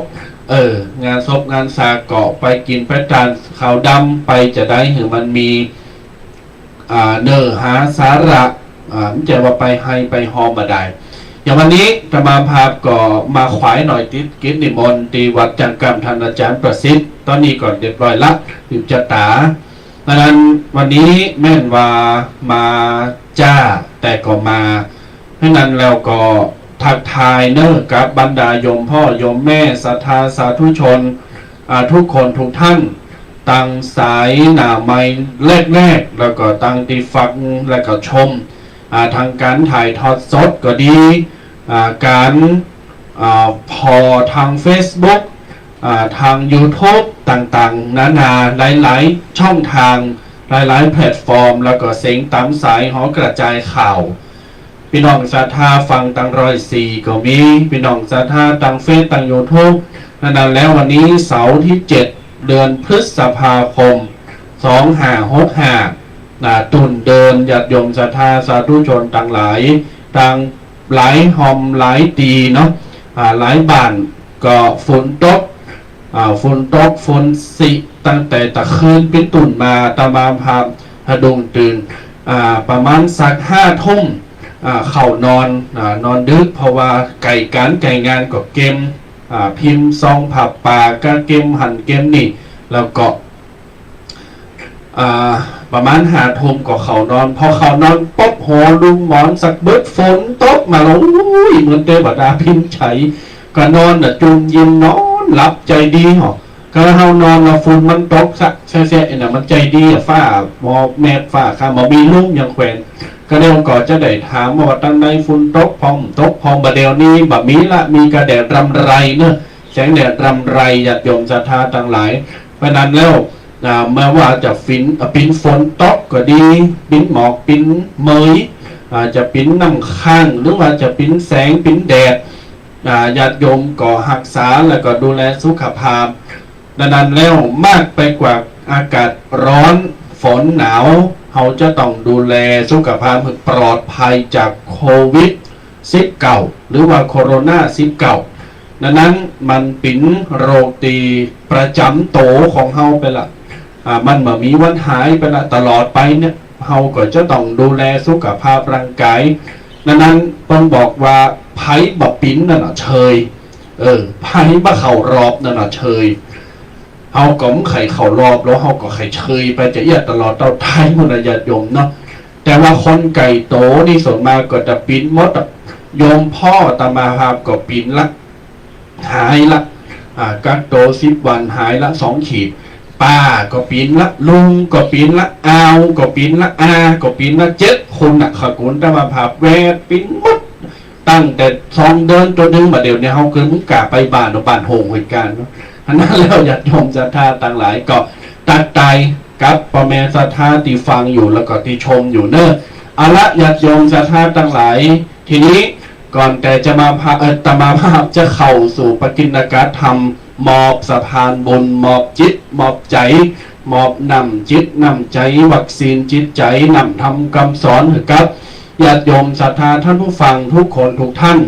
ก็จะมาบอกบุญนี่อยู่กับตุเจ้ามาตึงบ่ไปไหนตึงบุญตึงกุศลเนี่ยเนาะญาติโยมเนาะวัดวาอารามเฮาก็เวลามีการมีงานก็เผยแผ่หรือญาติโยมศรัทธามากินมาทานกันนั้นแล้วตังวัดมงน้อยเพิ่นก็กำลังปูต้นหนอนตัวแดงประกอบประกาศไปแล้วละนั้นมีญาติโยมศรัทธามาให้มาหอมก็อนุโมทนาก็จะได้เหยียบย่ำพื้นที่ที่มีแต่บุญนับแต่นี้ทุกพื้นที่มีแต่บุญญาติโยมศรัทธาทั้งหลายขออนุญาตเนาะขออนุญาตแล้วก็ขอประกาศเชิญชวนญาติโยมศรัทธาโยมปอโยมแม่ท่านผู้ฟังทุกคนทุกท่านอันเป็นติหักได้มาร่วมงานและก็ร่วมทำบุญตามจิตศรัทธางานประเพณีส่งน้ำอธิษฐานและก็หูปเหมือนของหลวงปู่ครูบาอ้ายอินทปัญโยอายุชาติการปัจจุบัน131 ปี131 ปีแล้วก็จะได้ประกอบพิธีน้อมสักการะอุทิศถวายปูจากุลบุรพาจารย์อดีตเจ้าอาวาสวัดสะพุงน้อยกำหนดการก็คือวันที่7 มิถุนายนวันที่7 มิถุนายนตรงกับวันอังคารนะเดือนหน้า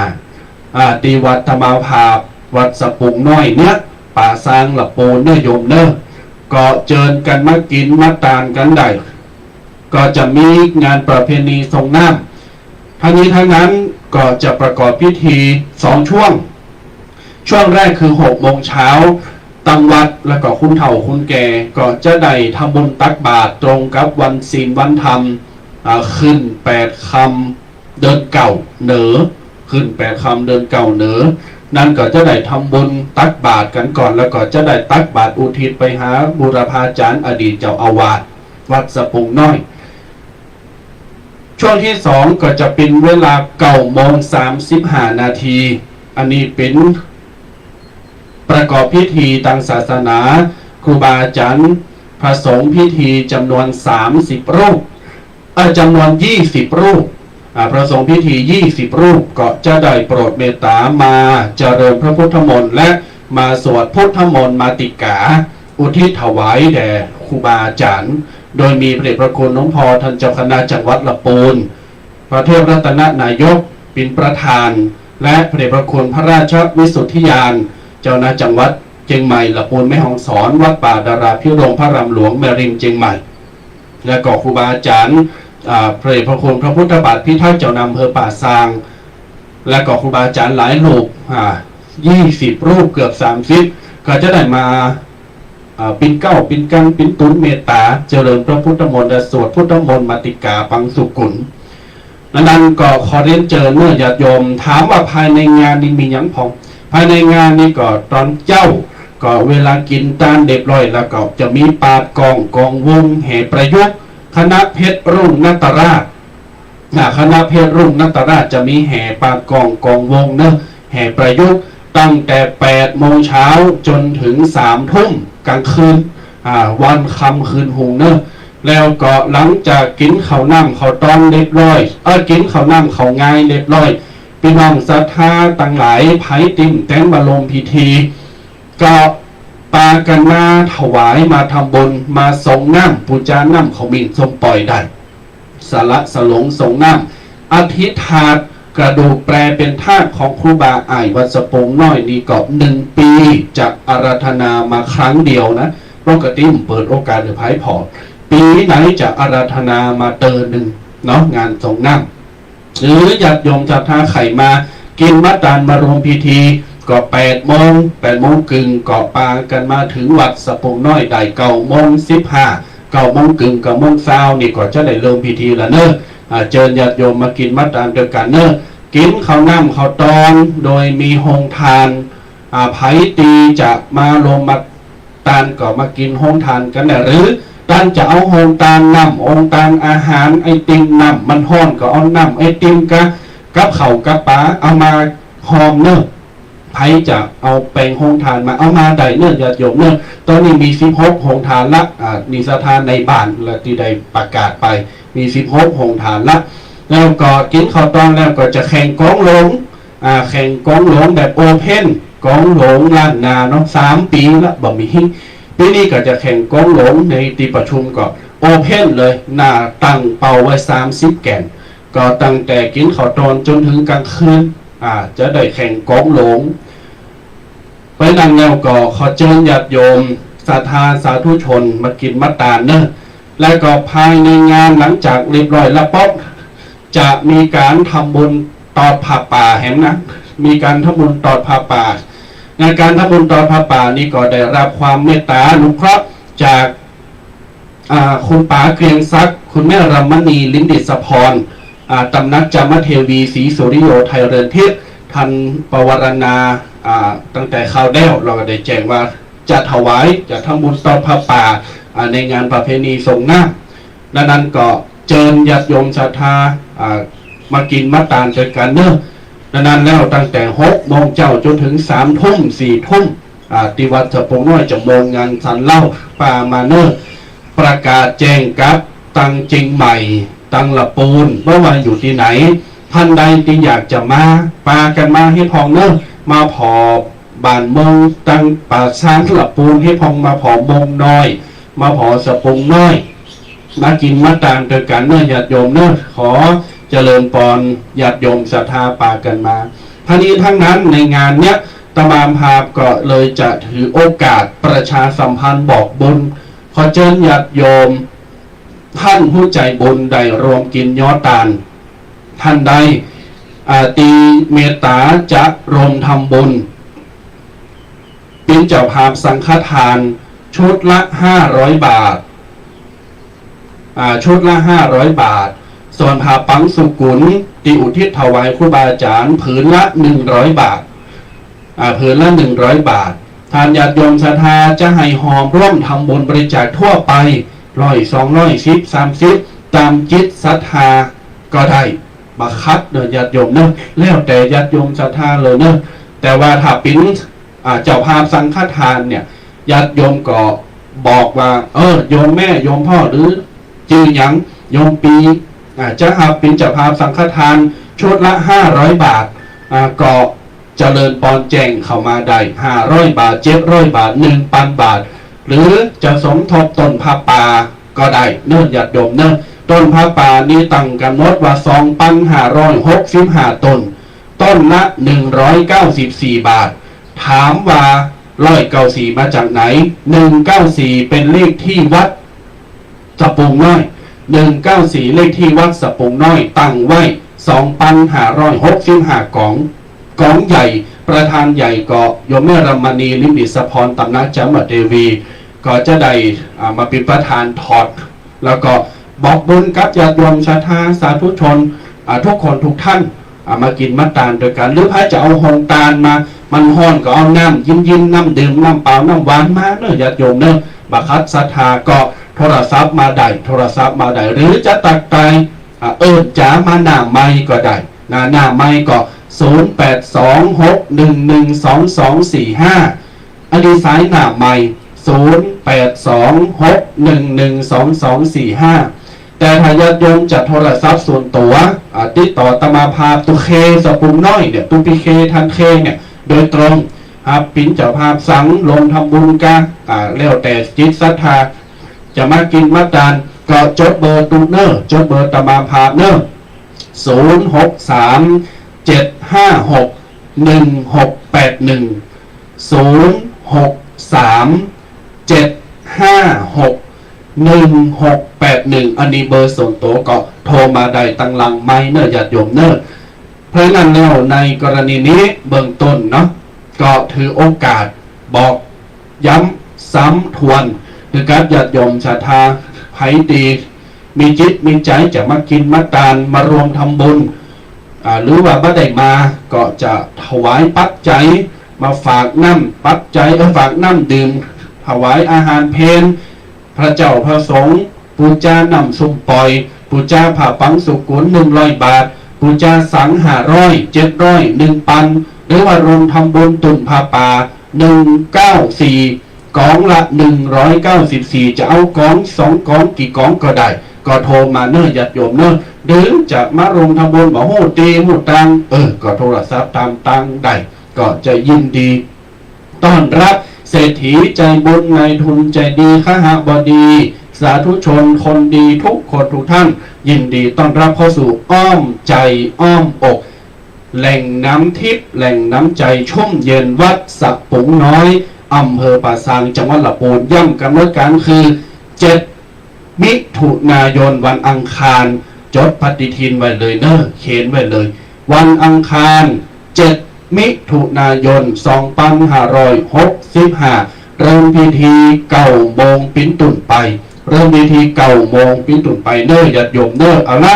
ตอนนี้ก็จะได้เข้าสู่ปกิณกะธรรมตีญาติโยมศรัทธาฟังเบื้องต้นก็เป็นธรรมะจากงานศพของตุปีแดงไปเรียบร้อยตอนนี้ไปก็จะได้มาจุยกันสนทนาปราศัย9 โมง9 โมง25พอดีเนี่ยมาอู่กันสนทนาปราศัยปกิณการธรรมวันนี้จะมาภาพก็ได้มาเสนอกับญาติโยมอยู่4 ข้อด้วยกันนะ4 ข้อแล้วก็จะได้มาโจทนามาแถลงมานำเสนอมาเคาะกับญาติโยมศรัทธาจุยกันกับตุปีแดงมงหน่อยเนี่ยได้อู่ได้จ๋ากับญาติโยมศรัทธาสาธุชนก้อนใกล้นำมาจากเพจโดนธนาจารย์พระครูสิริปริยัตยานุศาสตร์ด็อกเตอร์รองเจ้าคณะอำเภอแม่แจ่มจังหวัดพันแหวนจังหวัดเชียงใหม่ก็ได้ขออนุญาตเปิดมาละนั้นครูพักลักจำเนาะญาติโยมเนาะพี่น้องศรัทธาญาติโยมทั้งหลายในสังคมไทยของเฮาปัจจุบันทุกวันเนี้ยเปิ้ลบอกว่าคนทั่วไปเนี่ยมักจะหยุดนิ่งแล้วก็เชื่อฟังแล้วก็ฟังเสียงของคนที่มีเสียงดังตัวแดงเปิ้ลบอกว่ากรณีที่เสียงดังคนที่จะมีพลังเสียงดังได้ทำให้คนเชื่อและคนหยุดได้เนี่ยคือ4 ประเภทประเภทที่1คนมีเงินมีสตังค์นี่แหละประเภทที่2คนมีอำนาจประเภทที่3คนมีความรู้และประเภทที่4คนมีคุณธรรม4 ประเภทเนี่ยเวลาอย่างเนี่ยเสียงดังคนมักจะฟังแบบตูแดงคนมักจะฟังประเภทแรกคือคนมีตังค์คนมีเงินไผ่ลำไผ่โรยอย่าลองสังเกตเขาเนาะเศรษฐีเวลามีเงินมีทองหยังเฮาก็ฟังก็เจอเพิ่นเนาะไปขอไปบอกไปกล่าวหรือว่าจะไปการไปงานเวลาเปิ้น หือเกตเวลาเป็นถ้าหือความเคารพมักจะมีคนนอบนบมักจะมีคนนอบน้อมต่อเขาอันนี้คือเวลาคนมีเงินไปที่ไหนเนี่ยสังเกตพอมันจะคือเกียรติเสมออันนี้คือคนมีเงินเสียงดังประเภทที่สองคนมีอำนาจก็คือการปกครองมีตำแหน่งอีกมีตำแหน่งว่าจะตำแหน่งยังอ่ะเวลาอู่แล้วคนจะฟังคนจะหยุดนิ่งนี่คือเวลาอู่ป๊อบเสียงจะดังขึ้นมาทันทีคนมีอำนาจแต่ในขณะเดียวกันหลายท่านหลายคนและพระหลายรูปเหมือนกัน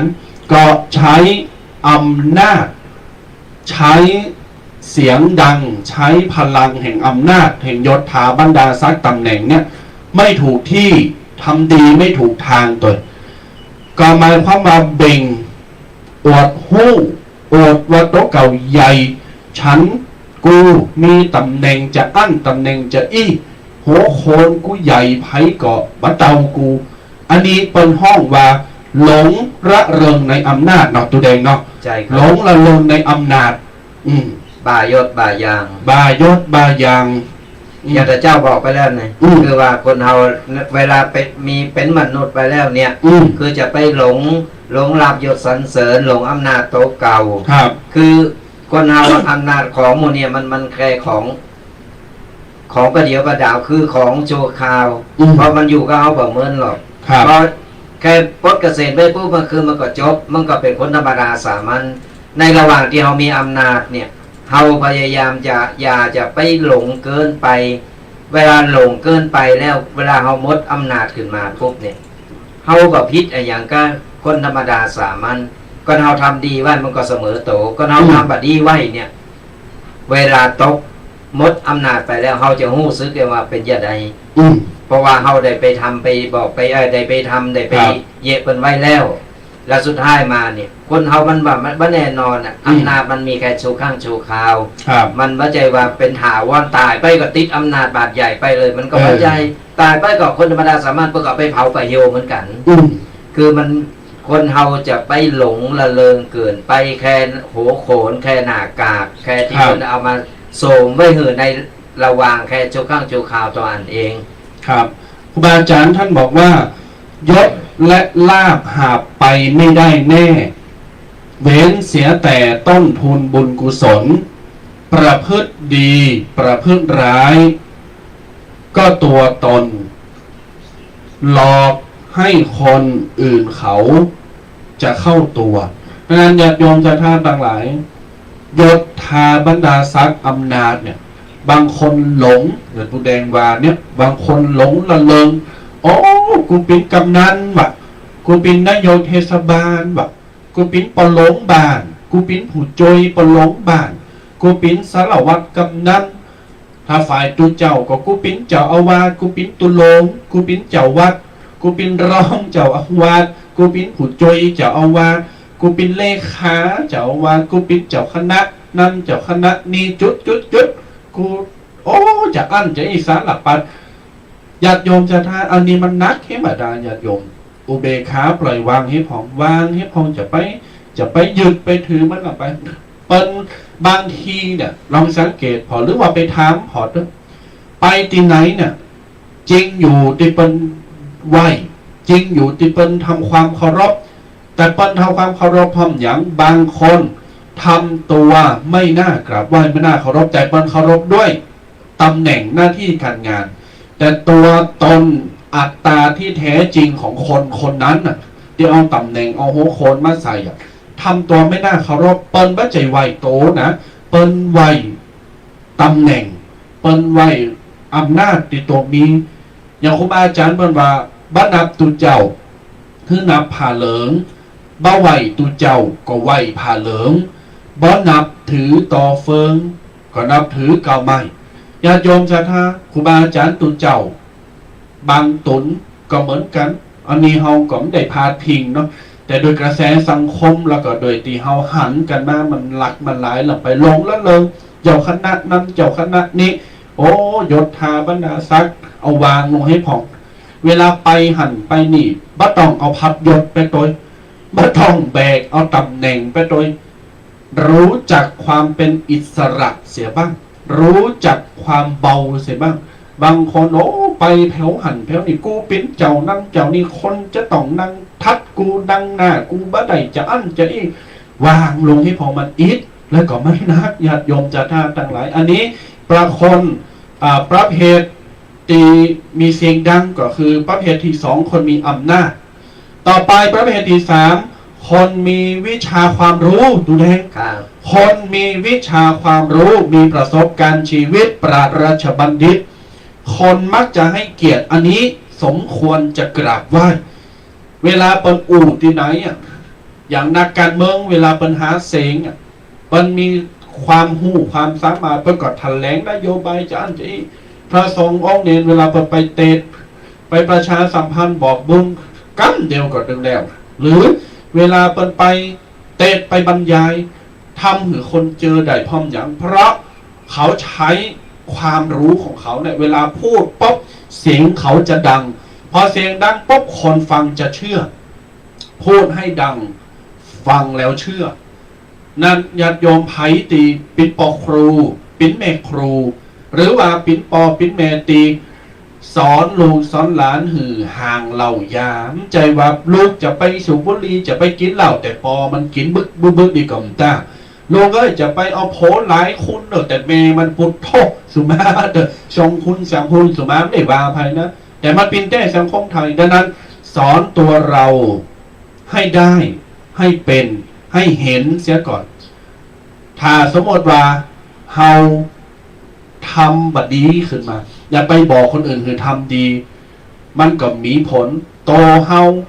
มันเป็นกระจกญาติโยมโตคนอื่นนะมันเป็นกระจกสะท้อนย้อนโตเฮาเวลาเฮามีลูกมีหลานเนี่ยหรือเวลาเฮาไปไก่ชิดไผเนี่ยเปิ้นบอกว่าคือพอคนนั้นคือพอคนนั้นพร้อมยังพอจะได้ตุ๊พอจะได้พอจะอีญาติโยมเวลาคนอื่นมาอู่บดีใส่เฮาเวลาเฮาอู่บดีใส่คนอื่นก่อนเวลาเฮาทำบดีกึดบดีใส่คนอื่นก่อนแล้วเปิ้นทำแบบนั้นแบบที่เฮาทำก็เปิดย้อนมาหาเฮาเฮาบ่ต้องไปด่าไปโต้เถงไปว่าเปิ้นเพราะเขาเป็นกระจกสองนิสัยสันดานของเราพอเปิ้นเป็นกระจกสองสูด่ากูยื่นน้ำให้คนอื่นอย่าคิดว่าคนอื่นเขาจะยื่นดอกไม้อันสวยงามให้อย่าจงจำกำนี้ไว้ตราบใดก็ตามที่เฮากำสิ่งบัดดีปินห้อนปินไฟเปลวเพลิงอันตรธานหรือเฮากำน้ำกำที่มันปินปิดปินไปยืนหือคนอื่นหวังว่าคนอื่นจะยืนดอกไม้จะยืนนำยินมาหือปินไปบ่ได้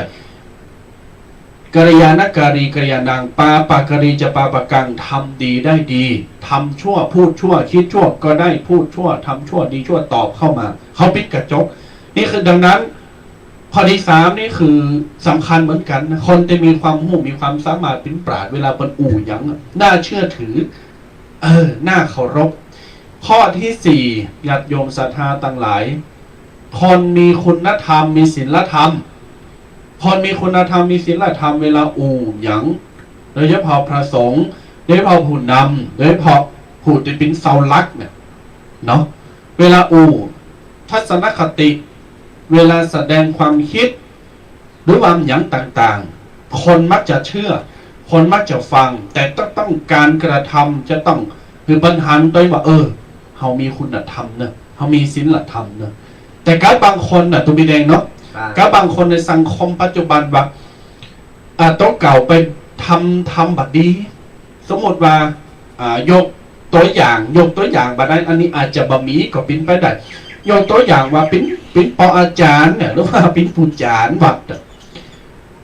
วันพระวันศีล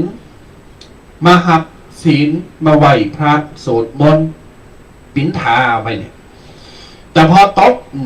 แรงมาบ่ายมาเอาแล้วปุ่นเราดองเราก้งในบ้านในจองห้องเปิ้นมากินไปกินด้วยเปิ้นก็มีหรือว่าสมมติมีงานอยู่แต้ๆเนี่ยแรงหรือว่าเจ้าเนี่ยมีงานอยู่แต้ๆเอาปิ้นแรงปิ้นเจ้าเนาะ เจ้าเนี่ยมีงานน่ะมาครับศีลไหวพระอยู่แรงกินเหล้าแล้วอย่างอันนี้ถามว่าเวลาอู่หรือว่าเวลาไปหาไผ่แต่ไหนเนี่ยเปิ้ลก็จำเจอเนาะตัวแดงเนาะ ครับ เปิ้ลก็จำเฉพาะการกระทำมันตรงกันข้าม ครับ จะต้องมีการกระทำที่มันตรงนะ ปัญหาในวัดแล้วก็เพิ่มันออกวัดปุ๊บเปิดว่าละไว้ในวัดเลย พอมันปนกับแป้งวัดไปแล้ว ต้นกับแป้งวัดไปแล้วเปิ้นเอาไปโตยอ่ะ เอาไปตัว เปิ้นไปถึงบ้านก็หันโซนอย่างนี้ครับ เออ ก็เพราะเปิ้นเกิดเอี้ยนี่ ก็เลยทำหือบะมีซักบะมีสีไปเห็น คือเฮาแบบเป็นผู้นำ ตีจะนำลองเปิ้นใดก็คือบ่ได้เป็นต้นบุญต้นแบบ ก่อนเป็นต้นบุญต้นแบบเฮาต้องเสมอต้นเสมอปลาย ครับ เสมอต้นเสมอปลายด้วยการที่ว่าเฮาปฏิบัติอย่างใดเฮาก็ปฏิบัติให้มันคงที่อ่ะเข้าใจว่าตั้งหน้าอย่างรับหลังอย่างหนึ่งมันก็เลยว่าจะเป็นผู้นำที่ดีบ่ได้ ครับ เพราะว่าคนเฮาเนี่ย ในมือเฮาทำเป็นผู้นำเป็นต้นแบบของเขาแล้วเนี่ย คนเพิ่นจะค่อยตามดู ครับ เป็นต้นแบบที่ดีค่อยตามเพิ่นเฮาจะทำอย่างต่อไปเนี่ย ครับ อำนาจบารมีมันจะมีเฮาก็ต้องไปสั่งไปอย่างหนักเพียงแต่เฮาอู่อย่างนี้มันก็จะคนก็จะคือความลงมือกันนะ แต่ว่าก่อนเฮาบ่เสมอต้นบ่เสมอปลาย คือหน้าอย่างรับหลังอย่างหนึงมันก็ทีนี้มันก็คือกำอู่ต่อเฮาอู่อย่างนั้นมันก็มีความหมาย ถ้าเหมือนคนกับศรัทธาเนาะ คือมันแบบมีความศรัทธาในโตตนเลยในเพราะว่าโตเก่ายังปฏิบัติบ่ได้ปฏิบัติบ่ได้แล้วจะไปบอกไปสอนไปนี้เพิ่นได้อย่างใดเฮาต้องปฏิบัติโตของเฮาให้ดีก่อน ครับ แล้วคนอื่นเพิ่นถึงจะค่อยตามเพิ่นต้องเป็นต้นบุญต้นแบบดีๆก็อย่างที่ว่าคือพ่อแม่เนี่ยจะหือลูกหลานเนี่ยครอบครัวดีๆบ่ต้องไปบ่นลูกบ่นหลานว่าโอ้ก็เป็นลูกไผล้ำเหลือเยอะก็อย่ามาอีล้ำเหลือสอนยาสอนเย็นเฮาต้องย้อนมาพอโตเฮาก่อนว่าลูกเฮาสอนลูกเฮาอย่างใดและเฮาปฏิบัติโตอย่างใดก็อย่างที่ว่าลูกจะไปสูบบุหรี่เนอะมันบ่ดีรับหลังมาเฮาไปสูบบุหรี่ให้ลูกหันมันก็พ่อก็ยังนี่ได้มันก็ย้อนมาได้เพราะฉะนั้นแล้วเฮาต้องเสมอต้นเสมอปลายเฮาทำอย่างใดเฮาก็ทำอย่างนั้นเฮาจะได้เป็นต้นบุญต้นแบบดีๆจะมีความหนาเริ่มใสหนาศรัทธาแหมจัดหนักนี่ ใช่ครับ นี่คือ4บุคคล4ประเภท เวลาอู่อย่างแล้วคนก็จะฟังหรือว่าคนเป็นหันแล้วก็จะศรัทธา1ก็คือคนที่มีเงินมีฐานะร่ำรวย2คนมีอำนาจ3คนมีวิชาความรู้ประสบการณ์4คนมีศีลธรรมและคุณธรรมแต่ถ้าลองเกิดในทางการข้ามตรงกันข้ามในทางกลับกันเมื่อไรก็ตามที่เราไม่มีเงินเมื่อไรก็ตามที่เราบ่มีพลังบ่มีอำนาจหมดอำนาจไปเลยเมื่อไรก็ตามที่เราบ่มีความรู้บ่มีประสบการณ์หมดเมื่อไรก็ตามที่เราบ่มีศีลธรรมบ่มีคุณธรรม4ประการถ้ามีดีมากเสียงดังฟังแล้วคนฟังแล้วจะเชื่อถ้าไม่มีไม่ดีเวลาอู่อย่างคนจำฟังลองสังเกตบอกคิดเล่าว่าพี่สุมาเดี๋ยวพี่บกพี่บาทเนี่ยคือลงกินเหล้าเมายาเนี่ยเวลาอู่อย่างคนฟังฟังรู้ก็เจอแล้วมาบอกดูเจ้าก็ไปเจอเนี่ยนั่นแล้วญาติโยมศรัทธาวันใดวันหนึ่งน่ะสิ่งเหล่านี้มันไม่คงที่มันมีไม่คงทนวันใดวันหนึ่งเขาจะต้องเกิดว่ามันมีมาได้มันก็จะต้องสลายหายหมดไปได้เงินก็เหมือนกันเอามีวันใดวันหนึ่งมันก็จะเป็นของเฮามันก็จะหมดไปใจไปหมดไปใจไปใจดีใจเสียไปมีอำนาจมันก็จะปลดเราวางหรือคนอื่นมาแทนเฮาบางทีเฮาจะอยู่ตกตายมี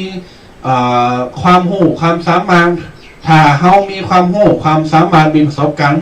ดีๆสามารถบอกสอนหรือเป็นทำใดหรือเป็นดีใดโดยตามความรู้ที่เฮามีอันนี้ถือว่าตลอดชีวิตมีแล้วไม่เสียดายนั้นขอฝาก4ประการนะครับญาติโยมศรัทธาในช่วงใต้รายการเอาละ9:40 9:40เนอะญาติโยมศรัทธาเนอะก็จะได้เปิดสายหน้าไมค์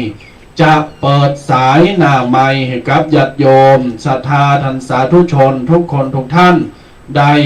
โทรศัพท์มาอู่มาจากันเนอะตอนนี้เปิดสายหน้าไมค์แล้ว082 611 2245 082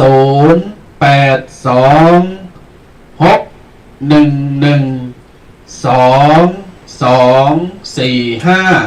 ทรมาเนอโยมตั้งหลายโทรมาเนอเปิดสายหน้าไม้ตักไตอุจากันใดแก่งมแก่เงาเนอฟังแล้วปิ้นจะได้คอมเมนต์หรือฟังแล้วเพราะวันนี้ฟังแล้วตั้งแต่เจ้าจนถึงบัดเดียว มนงานสันเล่าเข้าใจเดีย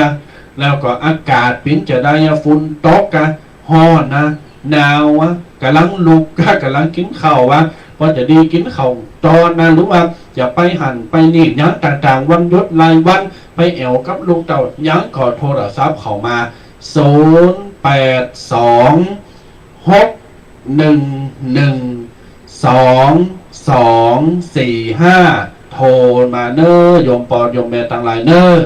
ไผที่กำลังรับฟังใหม่อยู่กำลังเข้ามาฟังอย่างเจ้าเพิ่นว่ากำลังเข้ามาฟังก็ติดตามกันได้เนอสดาญาโยมทั้งหลายกูทุกๆวันเสาร์วันติด2วันเนอติดกันตั้งแต่เวลา 10 โมงจนถึง8 โมงตั้งแต่เวลา 8 โมงจนถึง 10 โมงลอยไปแล้วเนี่ย ตั้งแต่เวลา 8 โมงจนถึง 10 โมง2 ชั่วโมงเต็มทุกๆวันเสาร์และวันติดจะมาพบปะกับตุกเจ้ายองป่าสร้าง2 รูป 2 ตนจะมาเป็นกูท่องกัสดาญาติโยมกัน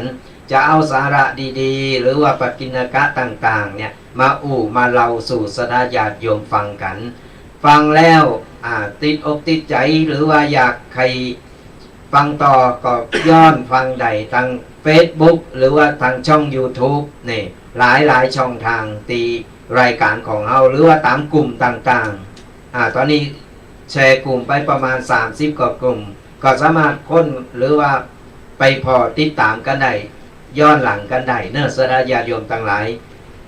โทรกันเข้ามาได้0826112245ตอนนี้เปิดสายหน้าใหม่แล้วเนอะโทรกันเข้ามาวันนี้รู้สึกว่าดอยสะเก็ดยังมาเจอเนอะแฟนพันธุ์แท้ดอยสะเก็ดยังมาวันนี้ลำปางเพิ่นมาเปิดก่อนเนี่ยทุกทีลำปางเพิ่นมาเปิดก่อนโอ้ยวันนี้ดีใจลำปางเพิ่นบอกฟังชัดดีครับดีติดตามรายการกันไปเรื่อยๆเนอะสดาญาติโยมทั้งหลายบันล่องก็มาแล้วเนาะบันล่องตั้งเจียงไฮ้นี่ดักแซบนี่เบงปากเป่านี่ดักแซบในวันนี้เป็นอย่างไรก็โทรกันเข้ามามารายงานสภาพอากาศเวงเป่าฝนตกก็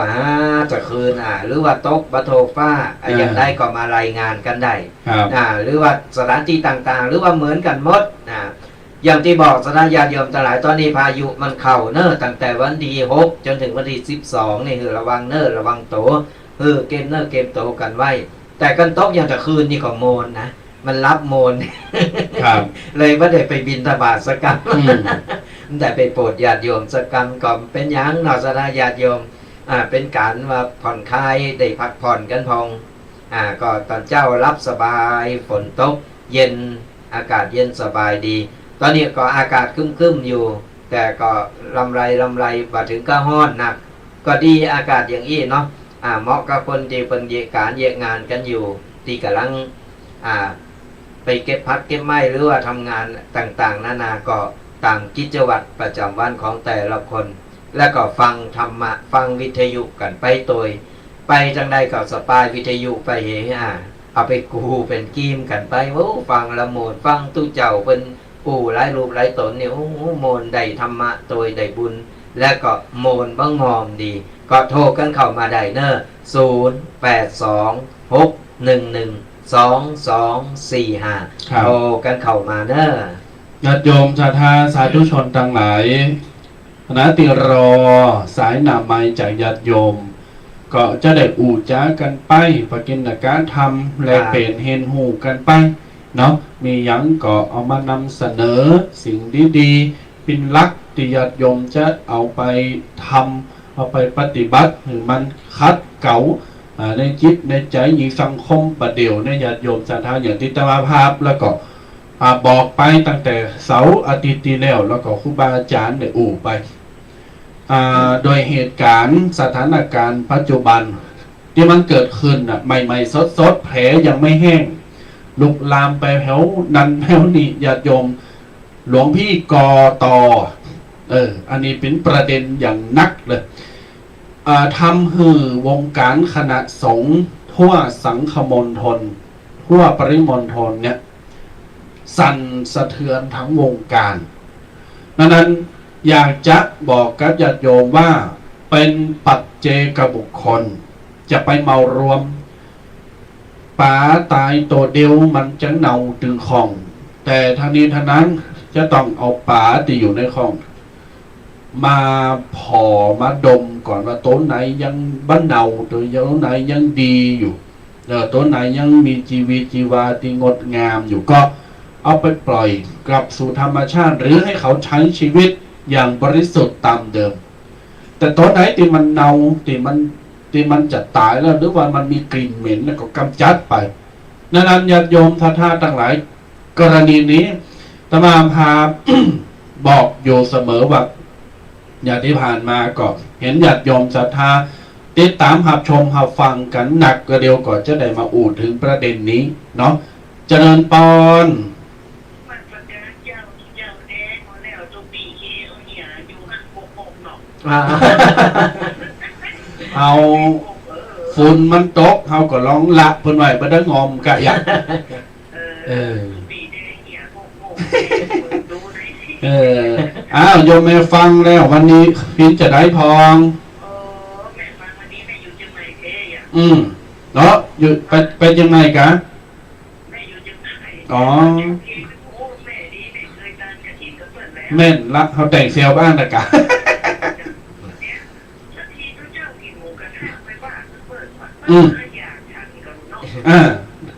แม่นเนาะมันเพราะว่าตุ๊ดเขาอู้กำชุดเนาะแม่เนาะตุ๊ดเจ้าพระเนนก็มีความรู้สึกความขยากขยได้เหมือนกันแต่มันอยู่ที่ว่าขยากนักขยากน้อยมันไม่ใช่พระอินทร์พระปูนนั่นเนาะแม่นนะแม่มันดังนั้นเขาจะต้องกึดแล้วพิจารณาคือดีบางคนหันข้าวมาปุ๊บโอ้ปวดท้องว่าเสียหายเมาลมมดมาปัจจัยนะบางคนบอกว่าฉันเสียดายเงินจังเลยไม่บริจาคไม่ไหวละเอาไปกินเหล้าเอาไปกินหมูกระทะหมดเอาไปให้สีกาหมดมาปัจจัยคุณต้องพอแม่นนะเขาตาด้วยความบริสุทธิ์ใจตุเจ้าเปิ้นจะมันก็เป็นเรื่องของตุเจ้าแล้วถ้าเปิ้นใจแล้วเปิ้นทำถ้าเปิ้นเยะบดีมันก็เป็นบดีเข้าตัวเปิ้นแม่นก็นั้นเขาแม่ว่ามาแม่นะเพราะว่าอยู่วัดก็เพี้ยววาวฟันก็ไม่ก็ตอกใจพละกำลังนั่งบางทีถ้ากินอยู่ในวัดในบริบทในวัดเฉยๆบ่มีภาพบ่มีแพร่บ่มีพจน์อย่างก็บ่เป็นอย่างถ้าโยมมาถวายมันเป็นจิตศรัทธาของโยมมันก็ศรัทธาก็ได้บุญทุกเจ้าพระเนรประกอบอิ่มมันก็บ่สร้างความเดือดร้อนบ่เป็นความบาปกรรมต่อไผแม่โอ้ไปโอ้มาพวกแม่ถวายหมูกระทะซัมมอนเนอะวาลินได้น่าหนอเจริญปอนอนุโมทนาสาธุน่ะมนต์งานเพิ่นบอกว่าอันตัวเจ้ากินหมูกระทะเนี่ยมันแบบพิษญาติโยมศรัทธาทั้งหลายตะกี้เบอร์โทรมาติบ่ได้หาบก็เมตตาเจริญปอนโทรมาแห่งกรรมเนอคือจริงๆแล้วมันเป็นอันอาบัตเล็กน้อยอาบัตเล็กน้อยในการที่ฉันหมูกระทะในเมื่อถามมาเปิดประเด็นมาก็จะอู่เนาะว่าคือเป็นอาบัตเล็กน้อยสามารถที่ว่าแก้ไขได้ด้วยการป้องอาบัตของตุเจ้าพระเนรแต่ว่าคนไปปรับคือเป็นอาบัตใหญ่ไปเหคือเป็นเรื่องใหญ่เรื่องโตไปเป็นการที่ว่าแปลกมามุกไอ้ตุเจ้ากินหมูกระทะคือมันคือภาพออกไปแล้วมันก็พอแล้วมันเป็นโรคตีเต้นเนาะพอไปแล้วมันแบบเหมาะผสมแต่จริงๆแล้วถามว่าพิษมันแบบพิษเพราะว่าตุเจ้าพระเนรเจ้ามันนั่งกินกับพักอย่างเดียวคือวิตามินคือร่างกายของคนเราเนี่ยคนเราจะมาถือศีลโดยการที่ว่ากินกับพักอย่างเดียวกินกับเจอย่างเดียว ก็ขาดวิตามินอย่างหลายหมู่ไป พอใจแหงในการทำงาน ใช่ นะ คือคนเฮามันก็ต้องร่างกายของคนเฮาอ่ะมันก็มีมันเผาผลาญลงไป เหงื่อมันออกมันก็ต้องการวิตามินต้องการอะไรอย่างที่มาเสริม ครับ การเนี่ยมันเมินเด็กกินให้เตอนึงมากับบะพิษบะแปลก แต่มันเฮาก็สามารถปรงอาบัติได้เล็กน้อยเท่านั้นเอง ครับ มันก็ถึงก็ประราชิกก็ถึงก็ที่ว่าต้องมาจับซึกต้องมาอันนั้นคือคนเฮาไปปั๊บโทษเปิ้นคือมันนักไปบ่ได้ แต่ถ้าในวงมุกกระทะมีอย่างอื่น มีอย่างอื่น อันนี้ซึกไปเลย อันนั้นแน่นอน เออ แต่นี่คือโดยจิตศรัทธาของญาติโยม คือเปิ้นนำวันนี้จะเลี้ยงหมูกระทะทุกเจ้าเปิ้นเอามาถวายที่วัดก็คือนั่งฉันกันในหมู่นี้วงก็แค่ต้องอ่านก็คืออันเนี้ยไปปั๊บว่าโอ้ยมันน่าเกณฑ์มันโลกตีเต้นมาก่อใจบางคน มองความหันของคนมันเหมือนกันด้วย คือความคิดของคนน่ะ แต่ละคนมันจะคิดต่างกันไป แต่แล้วแต่มุมมองของแต่ละคนแต่รักความจริงแล้วเรามาเกิดพอเถอะคือสมมุติสงฆ์เนาะสมมุติสงฆ์พระใจว่าเป็นพระอรหันต์ตีว่าสำเร็จหับสายก่อน เจริญปอน เจ้าสวัสดีเจ้า สาธุโยมแม่โอ้เดี๋ยววามลุงตะกะวะ แล้วแม่เยกันแล้ว เนาะยายกันแล้วเนาะฟังแล้วโมนออกเป็นได้พองเนี่ย ฝนตกหนักขนาด บัดเดี๋ยวนี้โต๊ะอยู่กะ ตกแล้วเจ้า อ๋อแต่คืนเนาะ เจ้า อ๋ออันนี้ก็ย่างมาแล้วบัดเดี๋ยวนี้ฮัตดักปิดอย่างฮัตจะ แม่อยู่สันซ้ายเชียงใหม่ สันซ้ายแม่โจเนาะ เจ้า นะกับสัญญาณชันเนาะวันนี้เนาะ เจ้าเจริญพรเด้อ โอ้มาเจริญพ่อจะดูเจ้าวะนมัสการอีกกะ อ่า อาจจะไปก็ได้ อ๋อมาเนอร์มีโอกาสเนอร์ เจ้า เจริญปอนมาเนอร์ยินดีต้อนรับ7 มิถุนา เจ้า สาธุว่าเจริญปอนเสร็จดูเจ้าวะเจริญปอนเนอร์วะ เปิ้นรู้ว่าเขาดูเจ้าไป อ้าวเจริญปอน เจ้าไม่ถามเจ้าไม่ถามเจ้าเป็นประการ มาชัยประการเชียงใหม่ชัยเมียงมาแล้ววันนี้ชัยประการเสียงชัดเจนเปล่าถึงทุกเจ้าวะ เจ้าเสียงเสียงท่านเจ้า แล้วเขาฟังเป็นจะได้พ้อง ดีเจ้า เข้าใจเนาะ แม่จะขอบอกว่าบางทีเอาที่ขาดอย่างไปของหมอพระสงฆ์ทุกเจ้าเนี่ยมาไทยกับสถานของเจ้า ก็อภัยกันในการเป็นหยังเวลา บางทีนะตู้บางทีอากาศโน้นนั้นขึ้นมาเนี่ยมันสมมีอะไรอย่างเป็นเต้เป็นอะไรอย่างลงเอาไว้นอกที่ก่อน มาเป็นหยังเข้าใจมันเฮาบ่ได้ตั้งใจเราเป็นหยังให้อภัย สบายใจได้เนอะ มันอยู่ที่เจตนา เออ เจตนาขอสมาอภัย ไม่เป็นไรมาเป็นหยังเนอะ เจ้า บุญรักษา เจ้า โมทนา นี่จากชัยประการเชียงใหม่ในเวลาญาติโยมไม่ได้ตั้งใจส่งอย่างมาหรือว่าไปโดยไม่ได้ตั้งใจกล่อมปิ้งยังมันเป็นความ ธรรมดาอยู่แล้ว เจริญพร สาธุโยมแม่สองตนสององค์เนาะวันนี้ฟังแล้วสัญญาณบับปุ๊บบักขาดเนาะ เจ้าปันลำปางเจ้ามาใส่นะน้อยในน้อยกุรีนะเจ้า อ๋อน้องคนนี้เนาะแล้วก็ฟังแล้วเข้าใจดีก่อนวันนี้น้อย